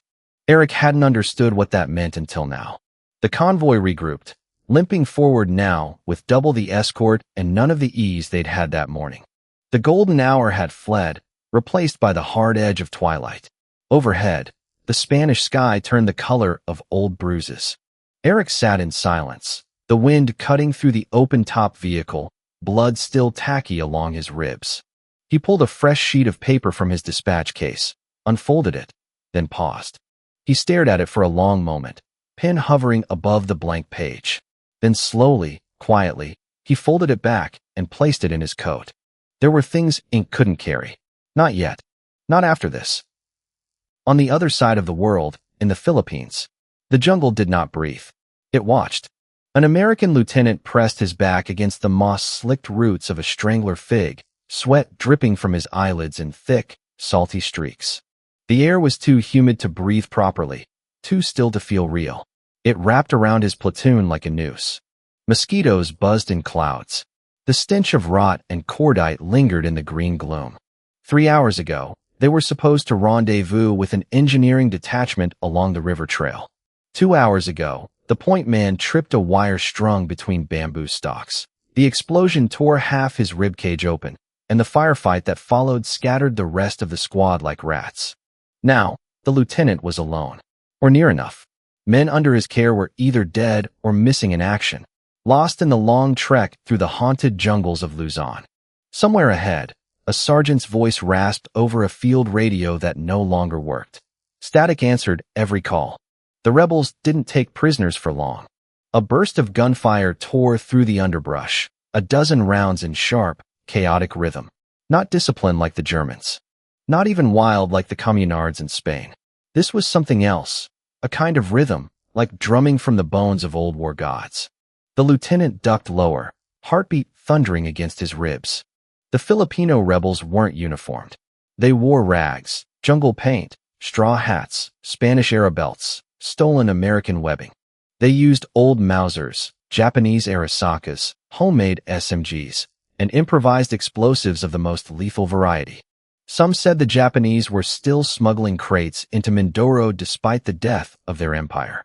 Others whispered of German agents embedded with old Katipunan families, awakening the insurgency like a blood-soaked tradition. The lieutenant, however, didn't care where the weapons came from. He only cared that they were working better than anything his own unit had. He saw them before they saw him, two silhouettes flitting through the underbrush like shadows made flesh. One carried a BOLO knife and a bolt-action rifle slung across his back. The other moved with the fluid confidence of someone who had killed men before breakfast. The lieutenant raised his M1911 and waited, finger trembling on the trigger. He knew the rules. Fire first. Ask later. He almost did. But then something shifted behind him. Just the whisper of a leaf, the barest creak of a branch. And he realized he was already surrounded. The BOLO came down hard, biting into his shoulder as he turned. He screamed, half spun, gun clattering from his hands. Another figure emerged from the brush. A girl, maybe 13, maybe younger, bare feet, and a revolver too big for her hands. She fired once. The world went white-hot and dark at the same time. They found the bodies 2 days later, or what was left of them. The entire platoon had been routed. Ambushed, scattered, hunted. Some were killed in the first wave. Others, like the lieutenant, had been taken alive and tortured. Not for information, but for memory. The rebels were fighting a war for vengeance. Not strategy. Not territory. Honor. It wasn't the first massacre. Nor the last. Chapter 587. To End All Wars. The Tyrolean wind had teeth in the morning. It scraped across the stones of the high balcony like a whisper sharpened into a threat, curling around the window panes and tugging at the heavy drapes in Bruno's office. Bruno stood with one hand cradling a tumbler of chilled schnapps, the other tucked behind his back. Below, the forest had turned. Summer had passed, and soon autumn would turn to the coldest of winters. Somewhere behind him, a fire crackled in the hearth. His desk was buried under reports from Spain, Manila, and Berlin. The phone rang once, twice, and a third time. He needed not know who was on the other line, for this phone was reserved for one man, and one man alone. And it had not made the slightest whisper in years. Put him through, Bruno said, voice soft. There was a click. Then, there was the tired, static-laced voice of President Herbert Hoover. Herr von Zehntner. A pause. A breath. A man unaccustomed to groveling trying to remember how to do it. I understand this call may be unconventional. Bruno didn't respond immediately.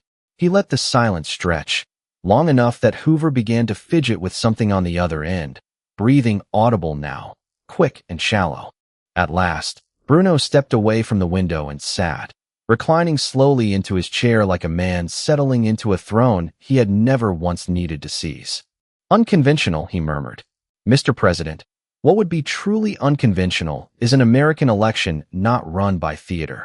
Bruno could practically hear the scowl form on the other man's face in the silence that persisted following his condemnation. You don't believe in the vote? Bruno's mouth quirked upward. Not quite a smile. More like the faint twitch of something ancient.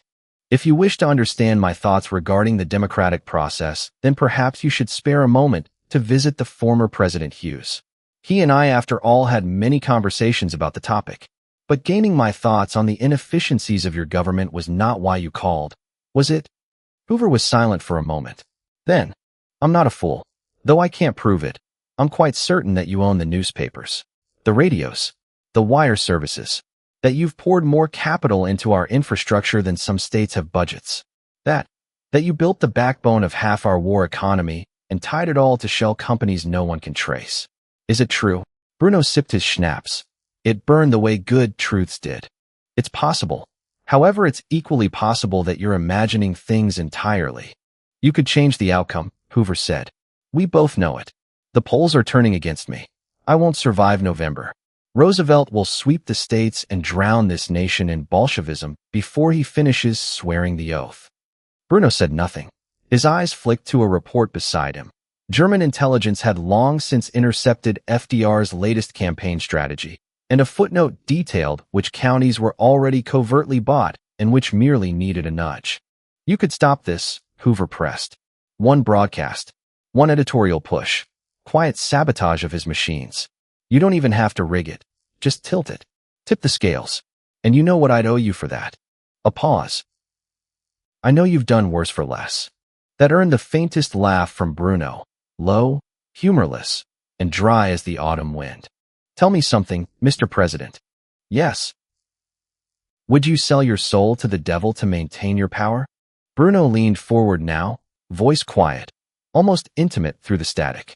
Who am I kidding? Of course you would. You all would. Every man I've ever met who's tasted true power would burn heaven itself for another term.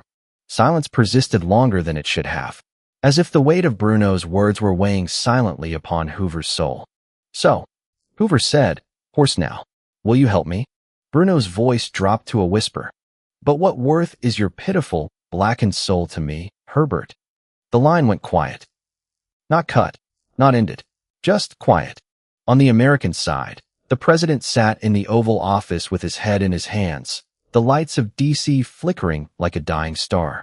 On the Tyrolean side, Bruno refilled his glass, ignoring the distant sound of laughter from downstairs, Anna and Erica's voices echoing through gilded hallways that were built to outlast empires. He stared once more out the window, watching as the last of the leaves surrendered to the wind. Another empire was falling, and he hadn't even needed to lift a finger. Bruno exited his office later than usual that night. Whatever agreement had been brokered between Hoover and himself was something only the two parties knew. He was tired, far more than usual. Yet it was not the flesh that had been overwhelmed by exhaustion. Rather, it was the mind. The corridors of the estate were dark, save for the amber wall sconces that glowed faintly along the stone halls. The kind of soft, flickering light that made shadows stretch and whisper. Bruno loosened his collar, exhaling slowly as he descended the staircase. The weight of the Reichsmarshal's baton still hung at his side. He hadn't yet found the energy to remove it. In the grand salon, a fire had been lit, and in front of it, seated not with poise but with practiced comfort, was Heidi. She was barefoot, legs curled beneath her, wrapped in a thick wool blanket that had belonged to Bruno's grandfather. She looked up as he entered, not surprised, not concerned, just waiting. Without a word, she held out a liter of beer in one hand and a small porcelain dish in the other. Slices of cured venison, warm bread, and pickled onions the way he liked them. He stopped a few paces away. Something about the gesture, so casual, so familiar, made the ache in his chest pulse once more. "You spoil me," he muttered, taking the bottle with a grateful grunt as he sat beside her on the rug. "You make it easy," she replied, brushing a few strands of gray from his temple. "And besides, you look like hell." Bruno smirked faintly, then took a long pull from the bottle. It was dark, bitter, and cold, perfection. He set it down and leaned back against the couch behind them, knees bent, staring into the hearth's glow. Heidi watched him a moment longer, then tucked herself closer, her shoulder pressed to his, head resting lightly against him. For a while, neither spoke. The fire crackled. Somewhere upstairs, a door creaked open and shut, one of the housemaids retiring for the night. Outside, the wind sighed across the high valley. Finally, Heidi broke the silence. "Did he beg?" Bruno didn't answer at first. Then, not in so many words. "And did you help him?" "No." She didn't look surprised, just nodded once, eyes still watching the flames. "You did the right thing," she said softly. "I'm not so certain," Bruno replied. His words lingered just long enough to unsettle her.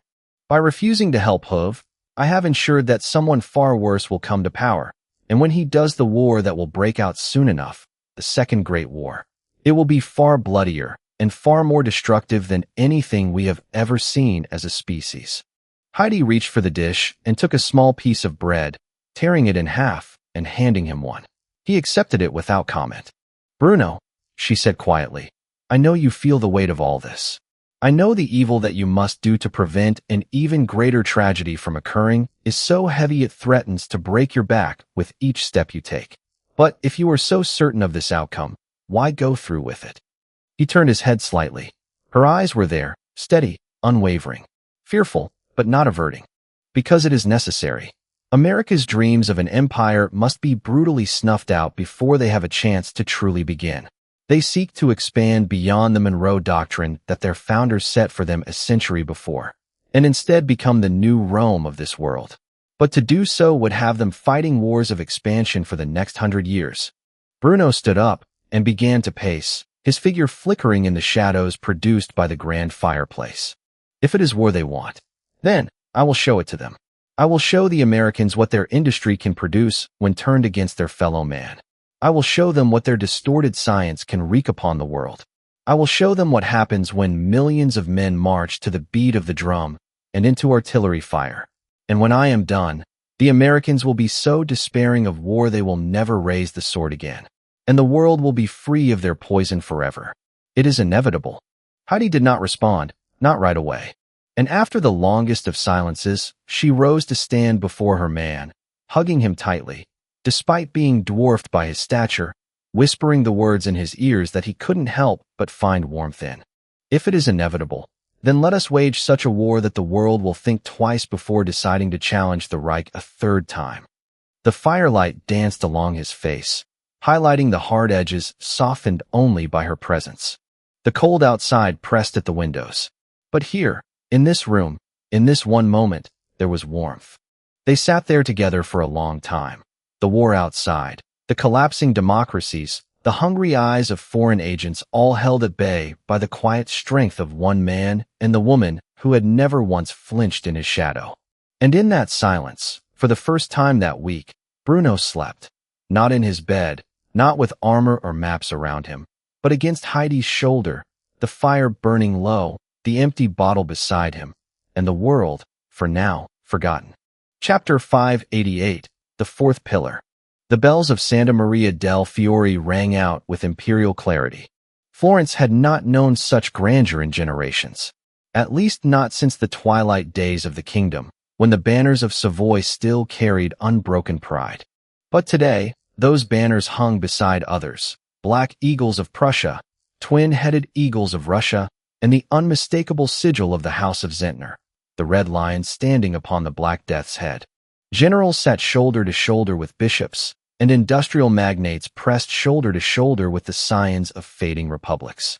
But none dared speak above a whisper, not in the presence of so much power. At the altar stood Prince Umberto of Savoy, the crown prince of Italy, in a perfectly tailored white uniform, gold trim catching every beam of light beneath the dome. His posture was unshakable, chiseled from the same granite as every ruler who had ever marched from the Alps to the Tyrrhenian Sea. And beside him, in a flowing bridal gown woven with Tyrolean lace and Russian pearls, stood Anna von Zehntner, daughter of Bruno, Princess of Tyrol, the second youngest rose of his line. 18 now, and radiant. Her face held none of the nervous smiles of girls uncertain of their fate. Instead, she held her chin high, every movement dignified and regal, the way she'd been taught since she could first curtsy.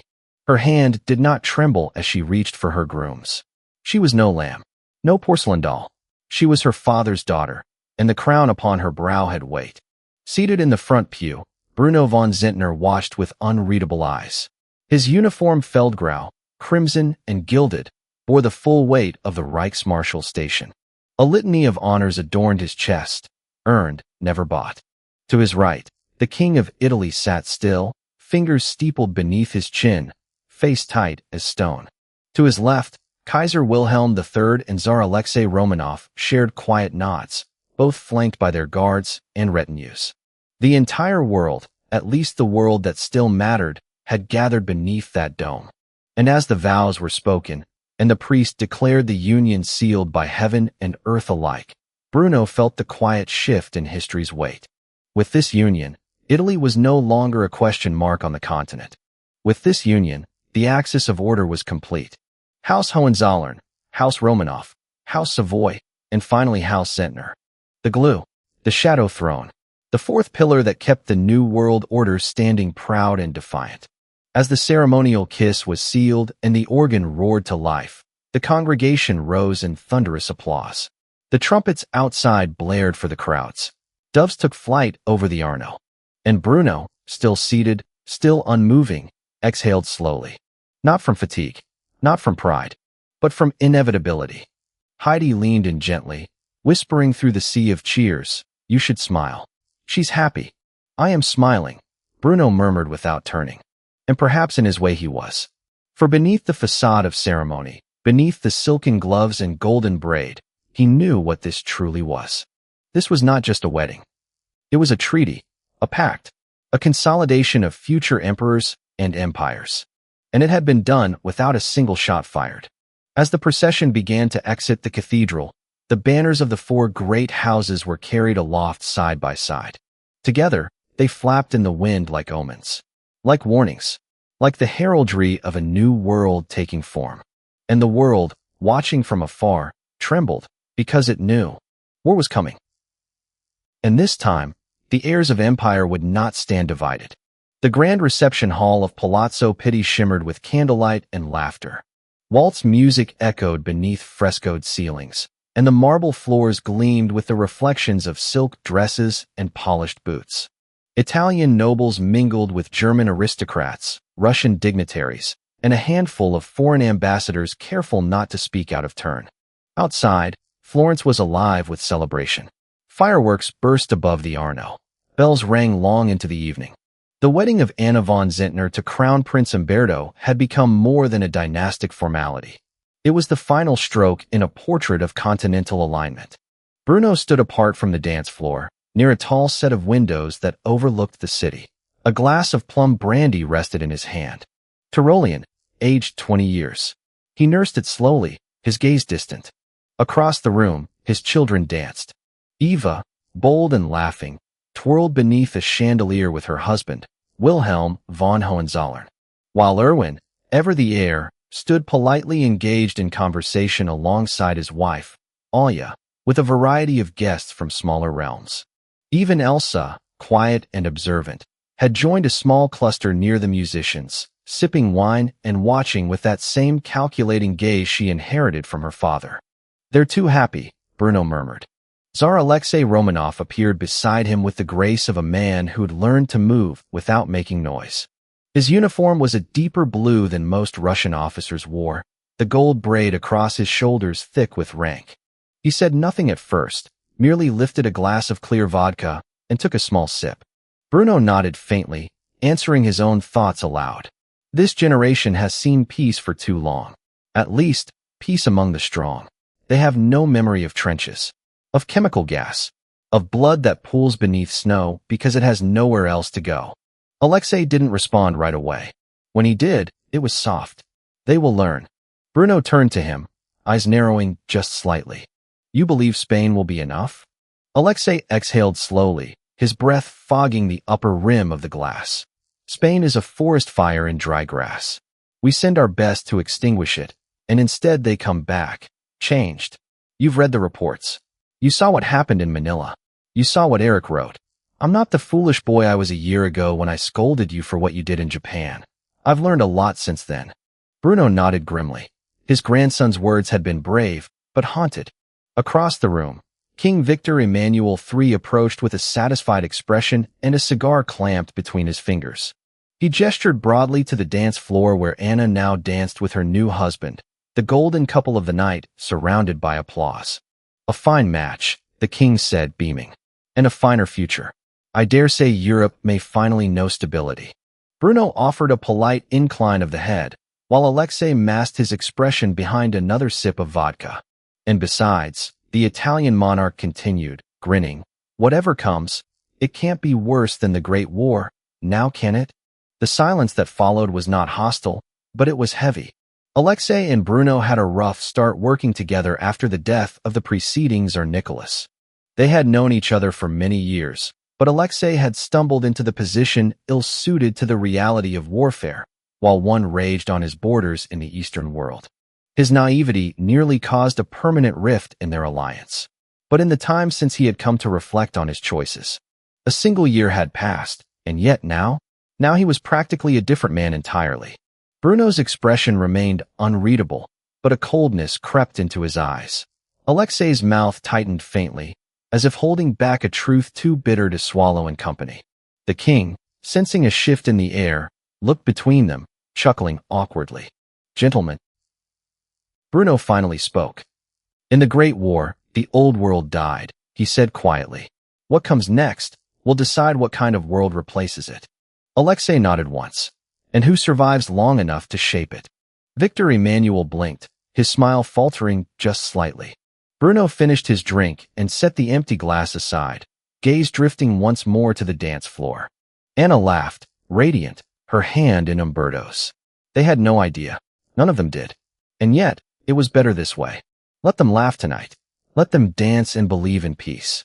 Because when the drums of war returned, and they would, it would fall to men like Bruno and Alexei to decide how much of the world survived the fire. Let them have tonight, Bruno murmured, almost to himself. And beside him, the Tsar raised his glass in silent agreement. The three monarchs would drink together throughout the night, and later Wilhelm II would join them. Old, but not defeated. He himself wished to enjoy the last few years he had left. After all, Bruno had only recently begun to see the man as more than a historical figure, and instead embrace him as a friend. And considering that had been a goal of Wilhelm since Bruno had first proven his worth, he was going to take every chance he got to revel in it. Chapter 589, The Phantom Front. The room smelled of cigars, sweat, and tension. Charles de Gaulle stood beside the long oak table, arms crossed, chin slightly raised, listening to his general staff speak in measured tones about failure. The kind of failure that came not from incompetence, but from something they couldn't yet define. Something that was happening just beyond the French border, in the high passes of the Pyrenees, and deeper still in the scorched dust of Aragon. Losses in material are now exceeding projections by nearly 40%. Mon General, said Colonel Barrade, his voice tight. We've had another supply column hit near Puigcerda. No survivors. Same signatures as the last two attacks. Small caliber, coordinated ambush, then thermite on the remains. De Gaulle said nothing. Another general cleared his throat. We've recovered German shell casings. Old ones, marked with stamps from 2 decades ago. It's deliberate misdirection. No. De Gaulle's voice finally emerged. Cool. Sharp. It's their calling card. He turned slowly, finally facing the gathered men in the room. We're not fighting Spanish militias. Not anymore. What we face now is a ghost. The Germans have sent more than volunteers. They've unleashed doctrine, discipline. A generation of soldiers bred in secret, forged in colonial war, trained for proxy fights that never made the newspapers. Now they emerge like phantoms, truly deserving of the name werewolf. Silence. General Lemoyne finally spoke. Some reports coming out of the Aragon front suggest there's an entire mechanized division operating under humanitarian cover, bearing the insignia of the so-called International Legion. A mix of Hungarians, Greeks, Bulgarians, Germans, Italians, Russians, and even a few Frenchmen. That stung. The idea that some of his countrymen were fighting against the Republic under the Black Eagle banner of Berlin filled him with a kind of cold, national fury. Traitors and thugs, he muttered, armed with German steel, waving false flags. But they're not claiming to be German forces, Lemoyne added. Every official communiqué labels them as international peacekeepers sent to defend Spanish civilians from reprisals. They enter cities, post manifestos about neutrality, distribute food and medicine. And then hours later, their armored cars are pushing our allies back into the hills. And we can't even condemn it, another staffer said, exasperated. They've mastered the optics. Our Republican allies look like the aggressors on camera. They even have embedded photographers. French journalists. Neutral ones. Neutral. De Gaulle scoffed. Useful idiots. And what of our agents in Zaragoza? Colonel Barrade shook his head. Dead.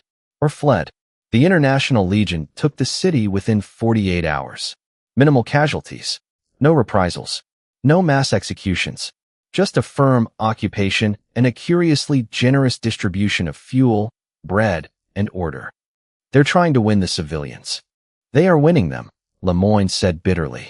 Our propaganda efforts have failed. We can't label them as butchers if they aren't butchering. We can't call them invaders if the locals are calling them liberators. De Gaulle slammed his fist on the table. This was our game, our board, and they flipped it over. The outburst echoed through the room. But no one spoke. He straightened, jaw clenched. We spent years preparing this, he muttered. We armed the committee, trained their officers, built the underground routes from Toulouse to Leyda, stocked the Pyrenean caches. And now we find ourselves being bled out in our own mountains by ghosts. Lemoyne hesitated, then said what they were all thinking. Sir, the werewolf problem is no longer containable. We believe there are at least 5 independent cells operating between the Spanish side of the Pyrenees and the forests of Occitanie. They've hit road convoys, telegraph lines, and even our forward munitions depot near Prades. Germans? Unclear. Some are probably Franco-Spanish exiles trained abroad. But the methods are textbook Fall-Gelb-era infiltration, long-range reconnaissance patrols, exfiltration on foot across 70 kilometers of harsh terrain, coordinated signal jamming, even falsified checkpoint credentials. Not just amateurs, Barrade added. Professionals, trained in the art of a regular war. De Gaulle paced slowly to the window. Rain streaked the glass. Beyond lay Paris, still serene, still untouched. But he could feel the storm building behind the clouds. What do we know of the commanders? He asked. A moment passed before Lemoyne answered.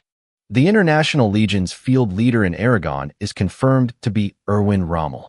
The room held its breath. That Rommel? De Gaulle asked. The very one. And his adjutant, Erich von Zehntner. He's less known to us, but the name keeps appearing. Coordinated strikes, 0 casualties, popular support. He's commanding a mixed force of Central Europeans and auxiliaries from the Balkans. No official Reich markings, but they're equipped like a proper panzer brigade.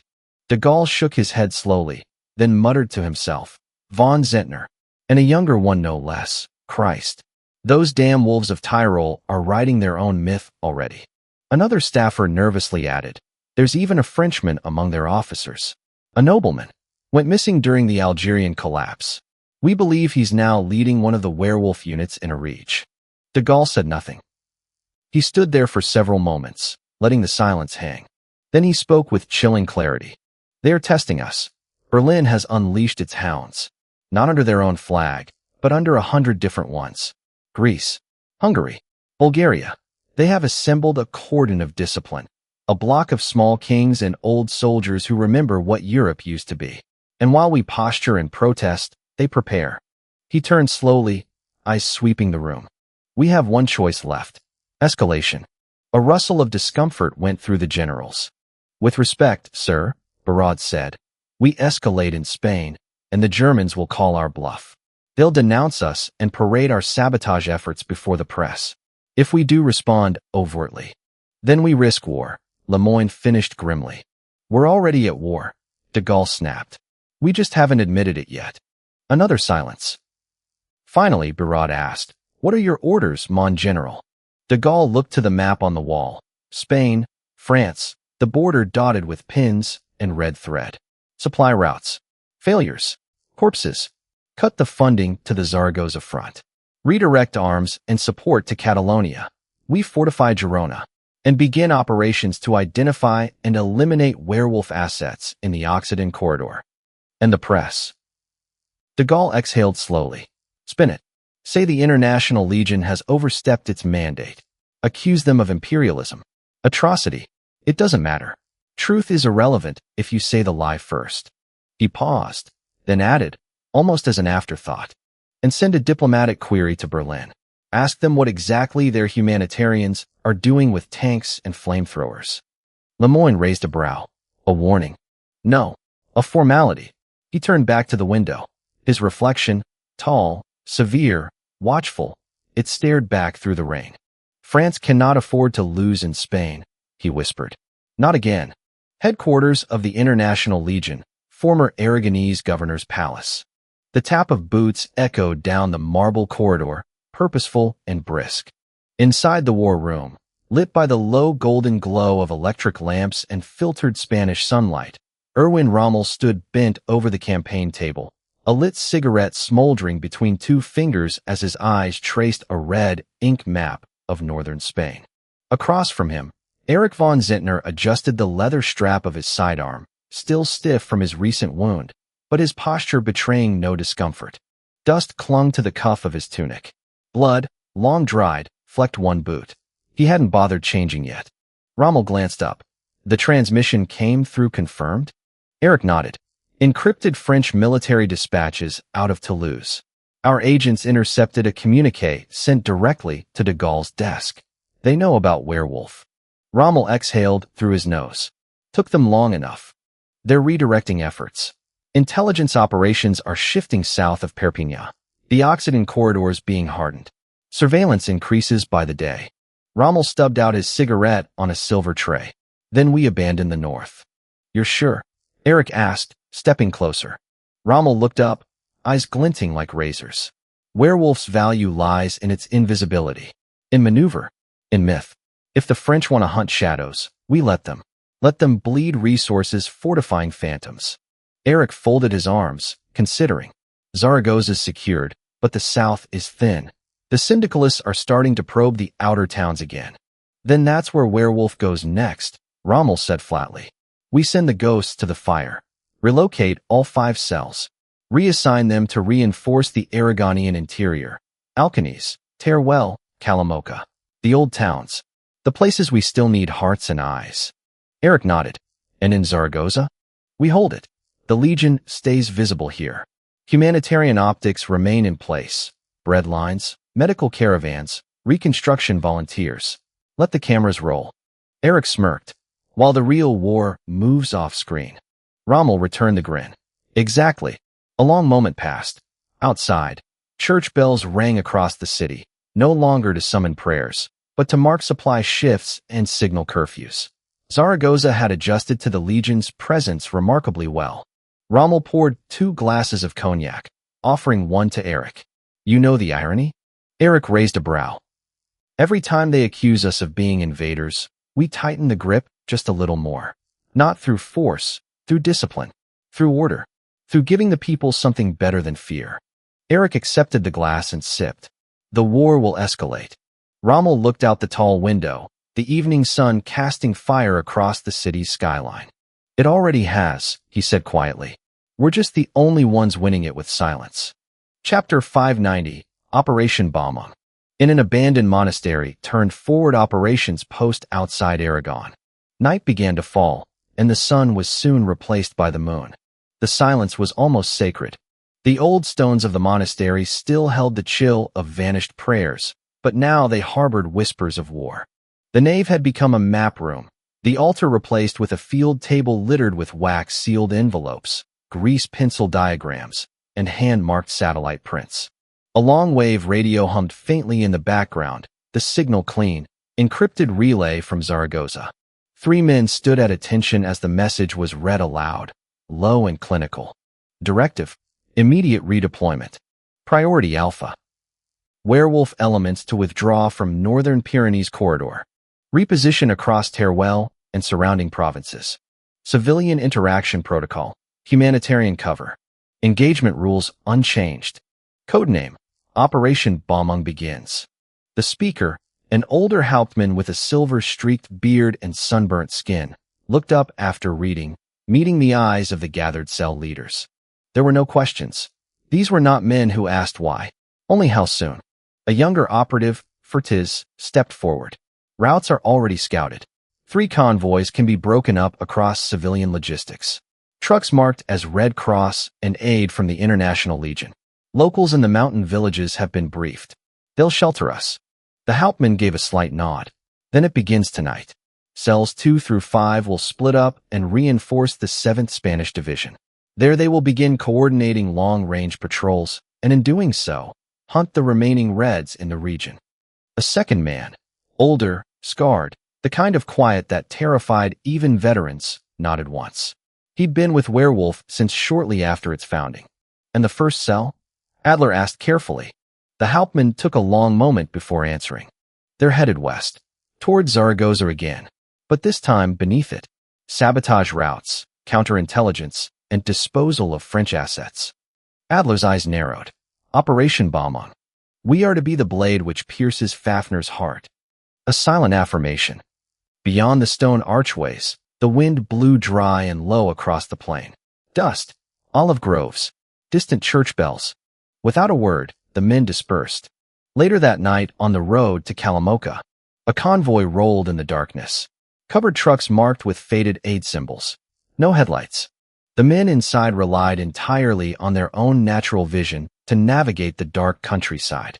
They moved like a whisper, their route following old shepherd trails and abandoned Republican tracks. Inside one truck, a werewolf operator cleaned his suppressed carbine in ritual silence. Another checked a bundle of explosives no larger than a brick of bread. A third scratched coordinates into a dirt-caked notebook. None of them spoke. They were soldiers without a nation, weapons without fingerprints, myths armed with doctrine and patience. Werewolf had moved, and with it, the shape of the Spanish War began to shift. Not with tanks, not with airstrikes, but with silence, surgical precision, and shadows that bled order into chaos, and made the victors look like saviors. Off the coast of Spain that same night, while shadows moved across the Aragon plains, something far more visible loomed just beyond the horizon, yet no less unnerving. A silhouette against the moonlit sea. Vast, inhuman, calm. The German battle fleet had arrived. At the heart of the formation steamed the KMS Barbarossa, a carrier like no other. Officially labeled a specialized maritime humanitarian support vessel, under the International Neutrality Treaty, her true nature was a myth whispered among naval circles. The truth? Stranger still. Built on a lengthened Graf Zeppelin chassis, but nearly matching the displacement of an American Nimitz-class prototype still a decade from public launch. She was more cathedral than carrier, floating steel sanctified by doctrine and danger. No flags flew. No spotlights swept the decks. And yet, she was not still. On her flight deck, rows of Bf-109T3s sat folded and silent, wings clipped for naval deployment. Near them, the new Dornier Do-217K2s, long-range naval strike bombers, outfitted for high-altitude reconnaissance, precision torpedo runs, or bunker-penetrating ordnance. Though turboprops had long become the standard within the Reich, their existence remained hidden from the world at large. Like the Dreyse needle rifle originally invented in 1841, the Germans had kept their latest weapon designs a secret from the world at large. Only the Russians were privy to their existence, due to their aid in developing them through joint research projects. Because of this, the Germans stubbornly flow what they considered previous generation aircraft into current war zones, knowing they were still cutting edge compared to whatever their enemies might be fielding against them. Below decks, systems no foreign spy had yet seen in detail. Advanced 40s radar arrays, sonar mapping systems that could trace a coastline to the centimeter, analog targeting computers linked to electromagnetic stabilizers, guidance tech that outclassed anything fielded during the German-Japanese War. And in her heart, a secret engine, twin naval reactors. Bruno had invested a significant sum in acquiring the world's foremost nuclear physicists starting as early as 1905. By the late 1920s, he had an early prototype fission reactor, and now, the nuclear age had already become standard across much of the Reich. It existed side by side with Tesla's harmonic resonance, ushering in an era of abundant and clean energy for the German people, and most importantly, their armed forces. The Barbarossa didn't refuel. She fed on the future. From the bridge, Admiral Conrad Albrecht watched the shoreline with binoculars, flanked by aides and communications officers. He wore the standard deep blue and golden embroidered uniform of the Kaiserlich Marine. A new cut for a new era. But his mind was on land. The werewolves have moved, one officer said, passing a sealed communique. Bombing is live. Zaragoza will be consolidated within the week. The admiral gave no outward reaction. And the French? Still denying involvement. De Gaulle's faction is in damage control. Good, Albrecht muttered. Let them lie. We'll make truth irrelevant. A klaxon rang low and once, practice scramble. Flight crews burst into motion below, readying a half-squadron of 109s for a midnight flyby over the Aragonese front. Not to engage, but to be seen. To be heard. Intimidation as doctrine. Deterrence without declaration. The admiral stepped onto the observation platform as the night wind cut across the deck. His ship hummed beneath him, alive in a way only war machines could be. Spain, he whispered to no one in particular, was always going to be the opening move. He glanced toward the other silhouettes nearby. Heavy cruisers, destroyers, even the experimental submarine tender Nautilus, still classified by most of the German Admiralty. Germany had won its war in the East. Now, it intended to win the West without firing a shot, if possible. But if war came again, then it would arrive already prepared. Inside Berlin's Imperial Chancellery 2 days later. Sunlight filtered through the tall stained glass windows of the Reich's foreign wing, casting colored shards of gold and iron across the polished marble floor. A roaring hearth warmed the otherwise cold reception hall, though the air between its occupants was anything but. The French delegation stood stiffly, wool coats damp from the northern rain, fatigue and fury hidden behind diplomatic courtesies. At their head, Ambassador Lucien Bars, an aging veteran of the Great War turned statesman, did his best to remain composed. Before them, seated on a raised dais in a chair carved from Tyrolean oak and inlaid with obsidian and eagles, was Kaiser Wilhelm II. The monarch did not stand. He did not need to. "You've come a long way, Ambassador," the Kaiser said, swirling a glass of brandy in one hand, the other flipping through a leather-bound portfolio of maps he clearly already knew by heart. "What is it you seek? Clarity? Or just comfort?" Bars tightened his jaw. "Your Majesty, France demands an explanation for the columns of armor, munitions, and men being funneled into Aragon and Zaragoza under banners marked Relief Corps. This farce of humanitarian aid. Aid is being provided," Wilhelm interrupted, his tone even but unmistakably sardonic. "Medical supplies, foodstuffs, warm clothing for displaced civilians. Have I committed a crime by feeding the hungry?" There was only the shortest of pauses. "You're escorting those crates with motorized rifle battalions and mechanized infantry." The Kaiser set his glass down with a soft clink. "Spain is a war zone, Ambassador. If I wish to bring aid to the poor people suffering under the madness and chaos spread by the Reds and the so-called Republican government, then naturally, I must protect the men distributing that aid." He leaned back, the throne creaking just enough to echo slightly in the vaulted chamber. "Besides, peacekeeping is a form of humanitarianism, is it not?" There was silence, so much so that one could only hear the sound of astonishment hiss through the teeth of the Frenchman who stewed in awe at the Kaiser's shamelessness. And then, thunderous reproach. "You're escalating an international crisis." A smirk carved itself onto Wilhelm's lips. He was aging, and not gracefully so. One could easily tell he had but a few years left to live. A decade perhaps. And yet the power that emanated through his royal blood was as clear as crystal within his eyes. And yet you stand in my palace instead of your own, Wilhelm said with a polite smile. Which one of us looks like he's escalating something? Ambassador Bars glanced at the other French envoys, but none met his eyes. I will take this too. You may take it to heaven, for all I care. The Kaiser cut him off now, eyes sharpening. But should your nation choose to cross the Rhine in pursuit of ghosts, you will find that the Empire still remembers Ypres. A long silence, and a sudden chill. Ypres had been a battle which claimed over 1 million lives of the British and French forces sent there, while the Germans had suffered a pittance in comparison. The unspoken threat alone was enough to suffocate the ambassador and his delegates. Wilhelm rose finally, only to signal his adjutant to see the delegation out. Thank you for your visit, gentlemen. Rest assured the Reich will always welcome peace. We simply do not require others to define it for us. As the great doors closed behind them, the Kaiser muttered to no one in particular. Bruno would have had them weeping in 5 sentences. I'm getting soft. Perhaps I am too old for the crown after all. Chapter 591, Iron Unyielding. In the early morning outside Kassel, central Germany, Henschel Proving Grounds. The fog had not yet lifted. Dew glistened on razor wire while concrete bunkers lined the far perimeter like watchful sentinels. Hidden among the foliage, SAM sights and flak turrets slept beneath camouflage nets. Somewhere beyond them, the clatter of tank treads echoed, war drums muffled by mud. Bruno stood beneath the skeletal gantry of a maintenance rig, arms folded behind his back, the fur-lined collar of his officer's coat catching the chill. Around him bustled engineers, mechanics, and officers, silent and less spoken to. The only voice that mattered today was his. The tank before him squatted like a waiting predator, angular, brutal, and unmistakably modern. It was the prototype designation Panzer III Osf.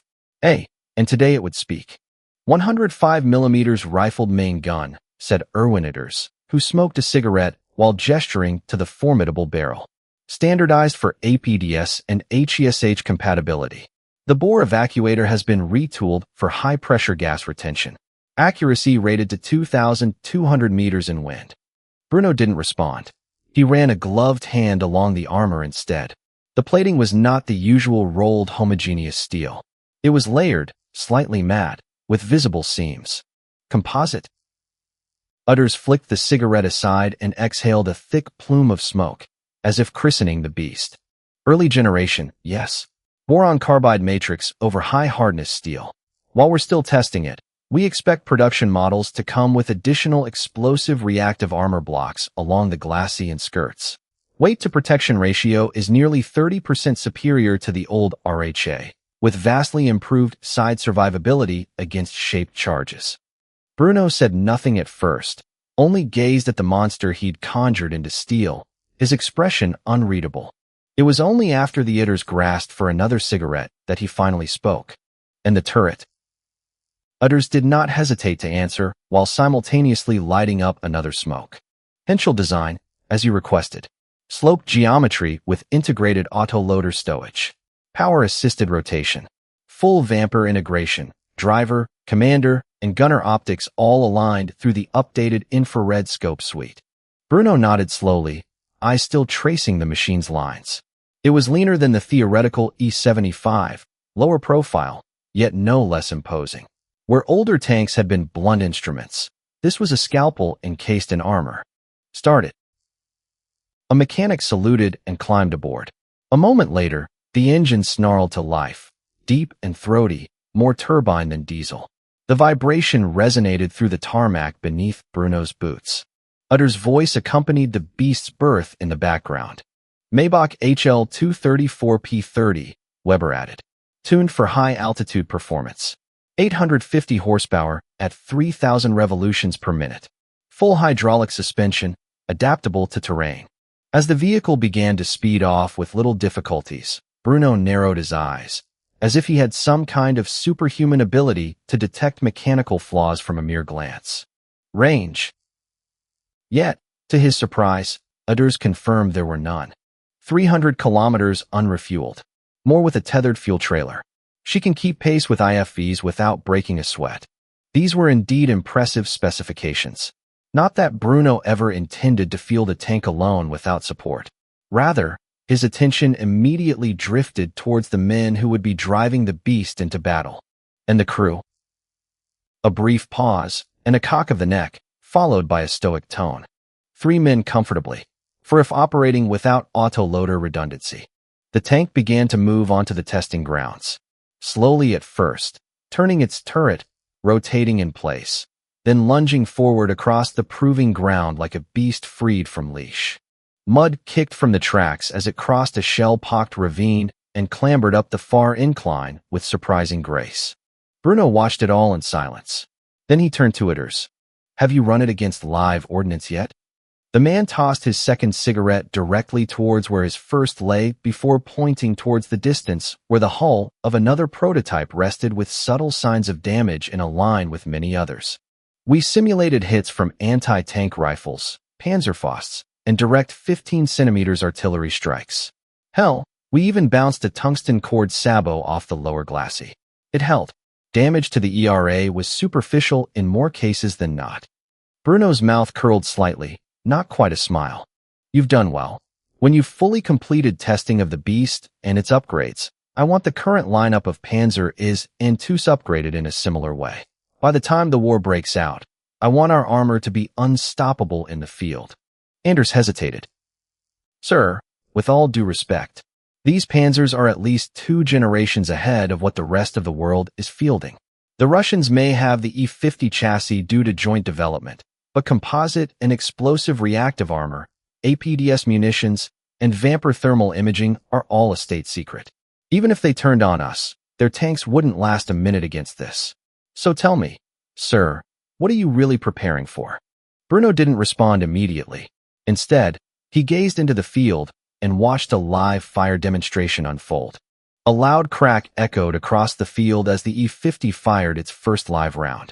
The recoil lifted the hull just slightly. The suspension adjusted in milliseconds. A mock bunker downrange exploded in a fireball of shattered concrete and twisted rebar. Bruno's eyes narrowed. "Have the shell recovered and examined for post-penetration data. I want a thermal camera on the interior impact next time. As for what I'm preparing for, the next great war." Bruno's words, as cryptic as they were, left Anders no more comfortable. It sounded less like Bruno was preparing for a war, and more like he expected to face the world itself. Even so, all he could do was sigh and nod his head in affirmation. "Yes, Herr Feldmarschall." Bruno stepped forward, boots crunching over gravel and frost, until he stood alone before the tank as it rumbled back toward him. It was not beautiful. It was not elegant. But it was something far better.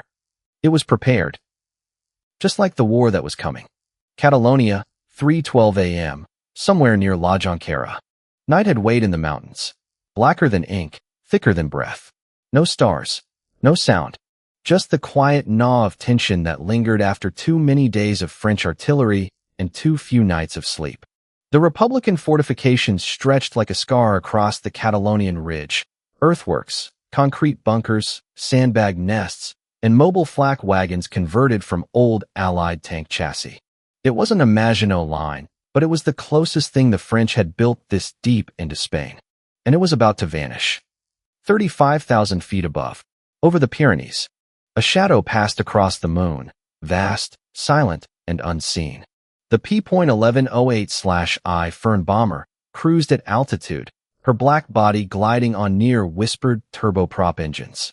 Her radar cross-section was near zero to the equipment of the era. Her contrails were dispersed by a classified bleed air disruption system. She was invisible, and she was not alone.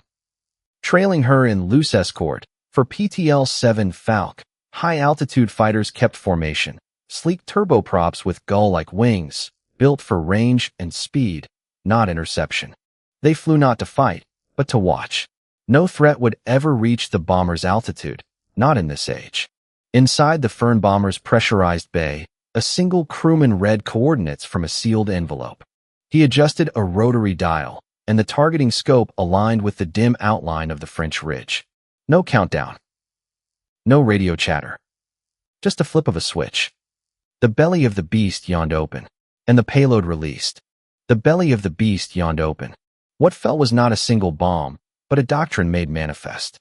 400-500 kilograms thermobaric cluster bombs, each splitting midair into dozens of submunitions, designed to vaporize air, ignite bone-dry terrain, and liquefy internal organs with pressure alone.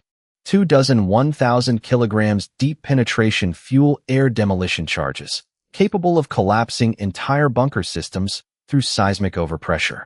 And at the heart of it all, one experimental multi-stage warhead, labeled only as Feuersturm A1. Its casing gleamed dull red beneath the moonlight, stenciled with a line of script in Bruno's own hand. Mercy is not a gift. It is a warning unheeded. Below, the French line. The night exploded, not in flame, but in airless annihilation. The first wave of cluster shells burst mid-fall, blanketing the ridge with a web of superheated mist. A split second later, the vapor ignited. There was no fireball, no cinematic explosion, just a pulse of invisible pressure so intense that lungs collapsed before eardrums could shatter. Concrete was crushed, not shattered. Men died without knowing they were under attack. Then came the heavier charges. Those landed deeper, delayed fuse penetrators that burrowed beneath strongpoints before detonating, lifting entire bunkers off their foundations and flipping steel-plated tanks like toys. The final note was the Feuersturm A1, which struck near the Republican command post at the rear of the line. It did not explode. It consumed.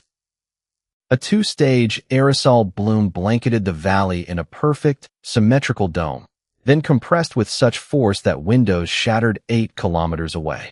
All the lights along the Catalonian ridge went dark. Chapter 592, Smoke Without Fire. The room reeked of coffee, sweat, and disbelief. Maps sprawled across the central oak table. Tactical overlays, reconnaissance reports, and grainy aerial photos that looked like they'd been taken during an eclipse. The Catalonian ridge was gone. Flattened.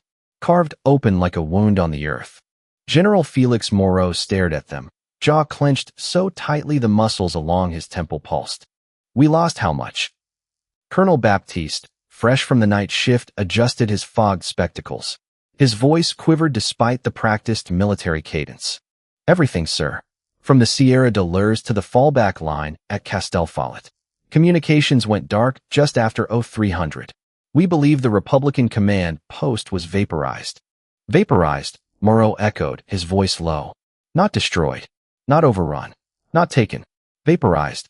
A tense silence. Then he turned on his heel to face the others in the room. Chiefs of staff, intelligence analysts, and representatives from the General Directorate for Armaments.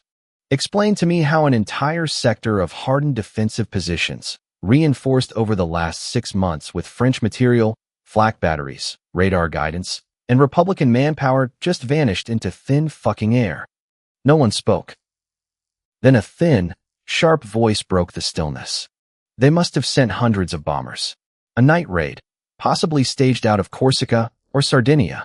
We're still checking the Spanish and Algerian airspace logs. Moreau gave the analyst a look that could pierce steel. Hundreds of bombers, he said flatly, which somehow crossed the entire Iberian Peninsula, dropped ordnance equivalent to a field artillery division, and returned home without being spotted, tracked, or challenged. The man swallowed and lowered his gaze. Moreau turned to another officer, this one wearing the red-trimmed kepi of the Air Defense Bureau. Etienne, was there anything at all that was picked up on our radar arrays? Colonel Etienne de Rosier looked like a ghost. His uniform was crisp, but his eyes were hollow. No, mon general. Nothing. We reviewed the tapes from Perpignan, Béziers, even Marseille. The early warning net recorded no large-scale approach, no electromagnetic signatures, no aerial clutter. So either our radar is faulty, Moreau said, voice rising, or the enemy has developed aircraft we can't detect. He let the words hang. Someone tried to interject, muttering about Catalonian crews sleeping at their posts or separatist sympathizers deliberately blinding defenses, but Moreau slammed a hand on the table hard enough to rattle pins. Spare me the excuses. I've seen the photos. That wasn't a Republican blunder. It wasn't sabotage. It was annihilation. He gestured to the grainy overhead stills taken by French reconnaissance planes that flew in at first light. Where once there had been fortifications and trenches, now there were only blackened scars, craters 2 stories deep, and what looked like melted steel. The Americans think it was a fuel-air device, muttered someone from intelligence. Like what the Germans used to end the war with Japan last year. But this was different. Cleaner, quieter, deliberate. One of the younger aides, pale and visibly shaken, finally spoke. But wouldn't that mean the Germans flew just 1 or 2 bombers? Maybe even a new kind of long-range platform? That would imply. Moreau answered without turning. That would imply their range is global. That would imply our doctrine is obsolete. That would imply we're a decade behind and counting. The room remained still. He stepped toward the window, watching Paris slowly awaken to a new kind of war, one not marked by the roar of hundreds of bombers overhead, but the silence of death delivered from beyond comprehension. Behind him, someone finally whispered what no one else dared voice aloud. If the Germans can do that, to a fortified line, in a war they claim they're not fighting. Moreau turned his head, voice cold as iron. Then pray they never do declare war.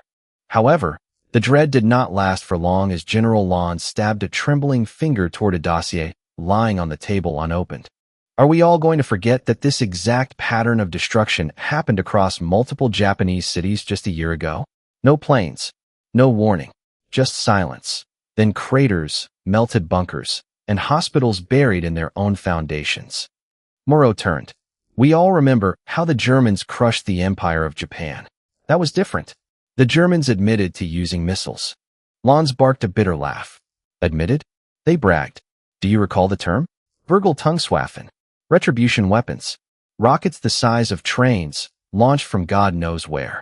Suborbital in trajectory. And you're telling me you think this wasn't the same doctrine? A naval officer with silver in his beard and disdain in his eyes cut in. You're suggesting they launched missiles over Spain without so much as a radar signature? From where exactly? Berlin? Vienna? And no one saw it. Lon slapped the dossier shut and shoved it aside. From anywhere. They could have forward sights in North Africa. U-boot-style container launchers, maybe. Hell, they could have fired from the Canaries or the goddamn Alps for all we know. An intelligence attaché at the far end spoke up, quiet, but with unnerving calm. If it were missile-based, we would expect a heat bloom. Ionization. Early warning radar would have caught the signature, even if the trajectories were hypersonic.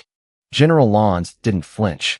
Unless we didn't see it because it wasn't hot, or not in the conventional sense.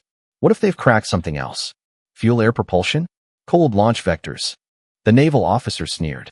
What are you proposing now that they've reinvented science? That they've gone from crude rockets in the Pacific to science fiction in 6 years? It's not science fiction if it's already been fielded, Lon snapped. Call it what you want. Missiles. Glide bombs. Hell, call it sorcery. But I refuse to believe an entire ridge evaporated from a single bomber no one saw coming. Moreau exhaled hard through his nose and sat down finally. He looked exhausted. I'll admit, the damage pattern is suspicious. There are traces of secondary pressure collapse. Flattened terrain, but no obvious high explosive residue. That does match Japan. But we have no confirmation of launch, and no missile debris found at the site. Lons leaned forward, voice low now, measured. They wouldn't leave debris if they used aerosolized weapons. Not conventional warheads. If what our scientists have said is true. The Germans used a new form of explosive in the Pacific, the theorized term being thermobaric. But who is to say they have not scaled this technology beyond anything we've imagined? Imagine a cluster system not just designed to destroy bunkers, but to erase a battlefield ecosystem. The Germans don't bomb to win. They bomb to punish. A long pause followed. Then, for the first time that morning, someone from the diplomatic corps spoke. You realize what you're implying? Lons didn't blink. I'm implying we are dealing with a state that can strike anywhere, with impunity, and is under no obligation to explain how. Whether it's from bombers we can't see or missiles we can't detect, the result is the same. He jabbed his finger down on the map, on the location now labeled only as Catalonian Ridge, void. They're showing us what they'll do if we ever try to fight them on an even footing again. Moreau leaned back. His eyes were still on the map, but the map no longer mattered. The war had not yet begun, and already, they were losing ground in a battlefield of ideas. Chapter 593, Ahead of the Curve. The meeting was held below street level, as most important ones were these days. Rain tapped softly against the narrow windows. The only light in the room came from green glass desk lamps and a projector that clicked noisily every few seconds as it advanced through aerial reconnaissance slides. On the screen was a sequence of photographs taken from a high-altitude British scout plane, the Catalonian Ridge, or what was left of it. It looked like hell had skimmed the earth with a hot blade. Sir Alastair Fenwick, who was a senior analyst at the Royal Ordnance Technical Board, stood beside the projector with a small remote clicker in hand. He did not smile. He never did. Slide 17, he said without looking at the men gathered around the long polished table. The image that appeared next showed a close-up of a shattered defensive emplacement. Concrete fused and bubbled, sandbags scorched but oddly intact in shape, carbonized husks. A French tank turret had been blown 30 meters from its hull, yet showed no signs of a traditional explosive force. That, Fenwick said coolly, is not the work of high explosives, nor is it chemical, and despite what the frogs may think, it wasn't a bloody lightning strike either. A few officers chuckled darkly. The Foreign Office delegate winced. Colonel Thomas Blackwood leaned forward, fingers laced. Thermobarics. Fenwick nodded once. Yes, fuel-air weapons. Specifically, cluster dispersal systems with aerosolized secondary detonation clouds, and likely an advanced pressure fragmentation admixture for bunker-piercing follow-up. He let the silence hang. We've confirmed traces of oxidized aluminum powder and vaporized organics at the blast epicenters, same as in Japan.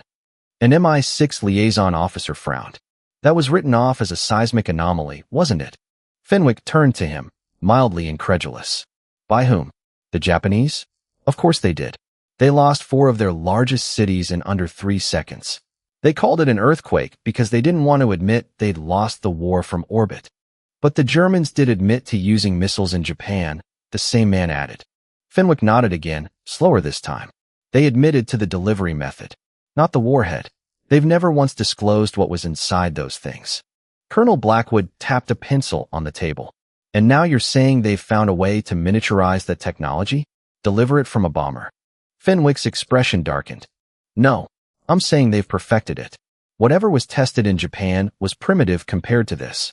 That was a hammer, designed to inflict substantial damage across an entire city in order to compel capitulation. This was a scalpel. He advanced the slide again, an overhead of the ridge at night. And here's the real marvel, Fenwick continued. There were no heat plumes detected by any French or British radar site. No contrails. No sonic booms. We don't know whether this came from missiles or a high-altitude drop, but either way. He turned back to the room, voice now lower, almost reverent. Gentlemen, we are not just behind. We are decades behind. This is not technology that we have ever even thought could exist in concept until Germany launched their missiles on Japan. And until today, it was entirely theoretical. This is something out of a science fiction novel. Sir Reginald Howell of the Admiralty cleared his throat. And you're certain it's German? Fenwick didn't answer immediately. Instead, he walked to the table and pulled out a sealed brown envelope marked Eyes Only, Victoria Red Channel. From it, he produced a blurry photo, grainy, taken at extreme range, but unmistakable. It showed the silhouette of a large black aircraft with swept wings and 4 visible propellers. It was banking into cloud cover above Catalonia, flanked by a wing of smaller fighters. Photographed by one of our fast-lensing recon birds on emergency deployment over Barcelona. Taken at approximately 3:15 a.m., 6 minutes before the ridge vanished. No one spoke for a long moment. Finally, Colonel Blackwood broke the silence. That's not a Do-17. No, Fenwick said. It's not. He slid the photo across the table. 2 words were scribbled hastily in pencil at the bottom. Strategic bomber. A question still. But the answer was becoming clear. The mountain air still tasted of ash. Erwin Rommel stood at the edge of a shattered overlook, binoculars pressed to his eyes. Below, the ridgeline where French Republican forces had entrenched for weeks was now nothing more than a scorched valley of smoldering craters. He lowered the lens. It's gone, he said flatly. Beside him, Bruno von Zehntner didn't respond at first. He was too busy listening to the frantic radio chatter crackling in his headset. Spanish, German, Even broken Catalan as advance elements of the International Legion began probing the gaps in the line. They're pulling back in a panic, Eric muttered. No cohesion. No counter-artillery. Command chain's been gutted. Rommel's jaw clenched. Then we move now. A runner approached, breathless. Sir, Legion spearheads are requesting armor support. There's no resistance along Route 9. They think the French 3rd Heavy Regiment was annihilated. Eric exchanged a look with Rommel. They weren't wrong. Rommel turned back to his map. We exploit the breach before they recover. Motorized infantry through the pass. Armor follows. Tell the Catalans to press the left flank hard. We'll drive them into the sea or into French territory by the end of the week. And the bomb? Eric asked carefully. Rommel didn't answer at first. His eyes were still locked on the valley. When he spoke, it was quiet. I've seen battlefields before. But that wasn't war. That was God pressing his thumb down on a map. He folded the map, then looked at his adjutant. Make sure the world sees what happens when Germany doesn't send its armies, but its wrath. Eric nodded once. Then the two men walked off into the morning smoke, toward the breach. Germany had revealed just one of its cards hidden in its deck, and the one they had chosen had terrified the world. Some nations like France, who were years behind, could only argue and theorize about what the Germans had used and how they pulled it off. Others, like Britain, had confirmed the suspicions they had for some time. Germany was not just ahead of the curve. They were grading it. Chapter 594, A Date to Remember. Bruno rarely allowed himself a full day off. But this he had promised Heidi weeks in advance. The streets of Innsbruck were unusually quiet for a Saturday, softened by the whisper of early snowfall drifting over the rooftops. Christmas lights were just beginning to appear in the windows, despite the calendar still sitting firmly in November. Heidi clung gently to Bruno's arm, her wool coat wrapped tightly around her waist, her hair pinned neatly beneath a fur-lined beret. You're still thinking about the war, she murmured, not accusingly, just knowingly. Bruno didn't deny it. You know me, but at least today, I'm trying. She smiled and leaned her head slightly against his shoulder as they turned the corner toward the State Imperial Theater. The marquee glowed gold in the fading light, Eisenhower's based on true events, the volunteers of the Iron Division. A small line waited outside, mostly couples and older men in dark coats and medals. Many had come for the spectacle, others for the memory. Few had lived it. Inside, the theater was warm, fragrant with pipe smoke and roasted chestnuts. A soft melody played over the loudspeakers. Auf Stahlener Strasse. Heidi guided Bruno to the balcony seating, private, velvet-lined, reserved. He had made the arrangements the moment they settled on a date. She gave him a wink. The Grand Prince of Tyrol never ceases with the chivalry, it would appear. Bruno laughed softly while raising a finger to his lips before pointing to the screen as the lights darkened around them. The film opened in black and white, but quickly shifted into full color, a vibrant, grain-textured palette that mimicked reality more than artifice. The sound was fully voiced, each line carefully spoken, matched to the actor's movements with uncanny accuracy. It was the latest in film technology, developed by one of Bruno's many subsidiaries and the brilliant men employed within it. It told the story of the Iron Division, young men, barely out of school, who volunteered in 1905 to fight alongside the last cohort that swore loyalty to the Russian monarchy after the Bolsheviks attempted their revolution. The setting was bleak, snow, mud, and endless fields of fire. There were echoes of famous war movies from Bruno's past life, but with sharper moral certainty. The opening scene, young volunteers arriving by ship in St. Petersburg, led by none other than an actor who portrayed a young Bruno himself. They met with the haggard Tsarist loyalists and Black Hundreds militias who were under siege and just about out of will to fight. What followed was an intense battle scene, with practical effects far beyond that which would have graced any other film of the era. The heroic stand against Leon Trotsky and his Red Army, resulting in their total annihilation. But Bruno noticed something more. Not just the heroism, but the message. The Bolsheviks were portrayed not merely as enemies, but as ideological vessels, faceless, dehumanized, consumed by fire and blood. Literal demons in a fight to overthrow law, order, and legitimacy. The music swelled every time a banner was torn down, or a child was saved from red execution squads. This wasn't just propaganda.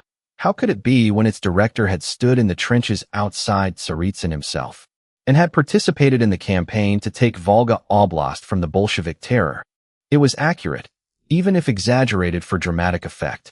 Heidi leaned over midway through the film, whispering, teasing, "I must say, the lead actor is quite handsome and heroic, but I feel like he's missing a certain recklessness that the real man embodied so foolishly."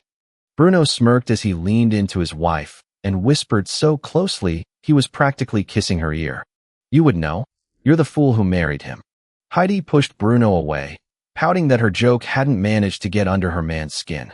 At the film's climax, the film cut away from the final battle and instead faded into a shot over the Swiss Alps, the quaint city of Geneva, and a cafe so modest one would never believe it to be the scene of a gruesome crime. Vladimir Lenin sat within its confines, clutching a cup of coffee in his hands and the morning paper in the other. Ever the coward, he had fled the Russian Empire as what little remained of his supporters were hunted down and executed for their crimes against Tsar, faith, and fatherland. He looked relaxed, clean, perhaps even a bit dignified. And then came the gunshot in the dark, and the scene cut to black. The killer was never identified.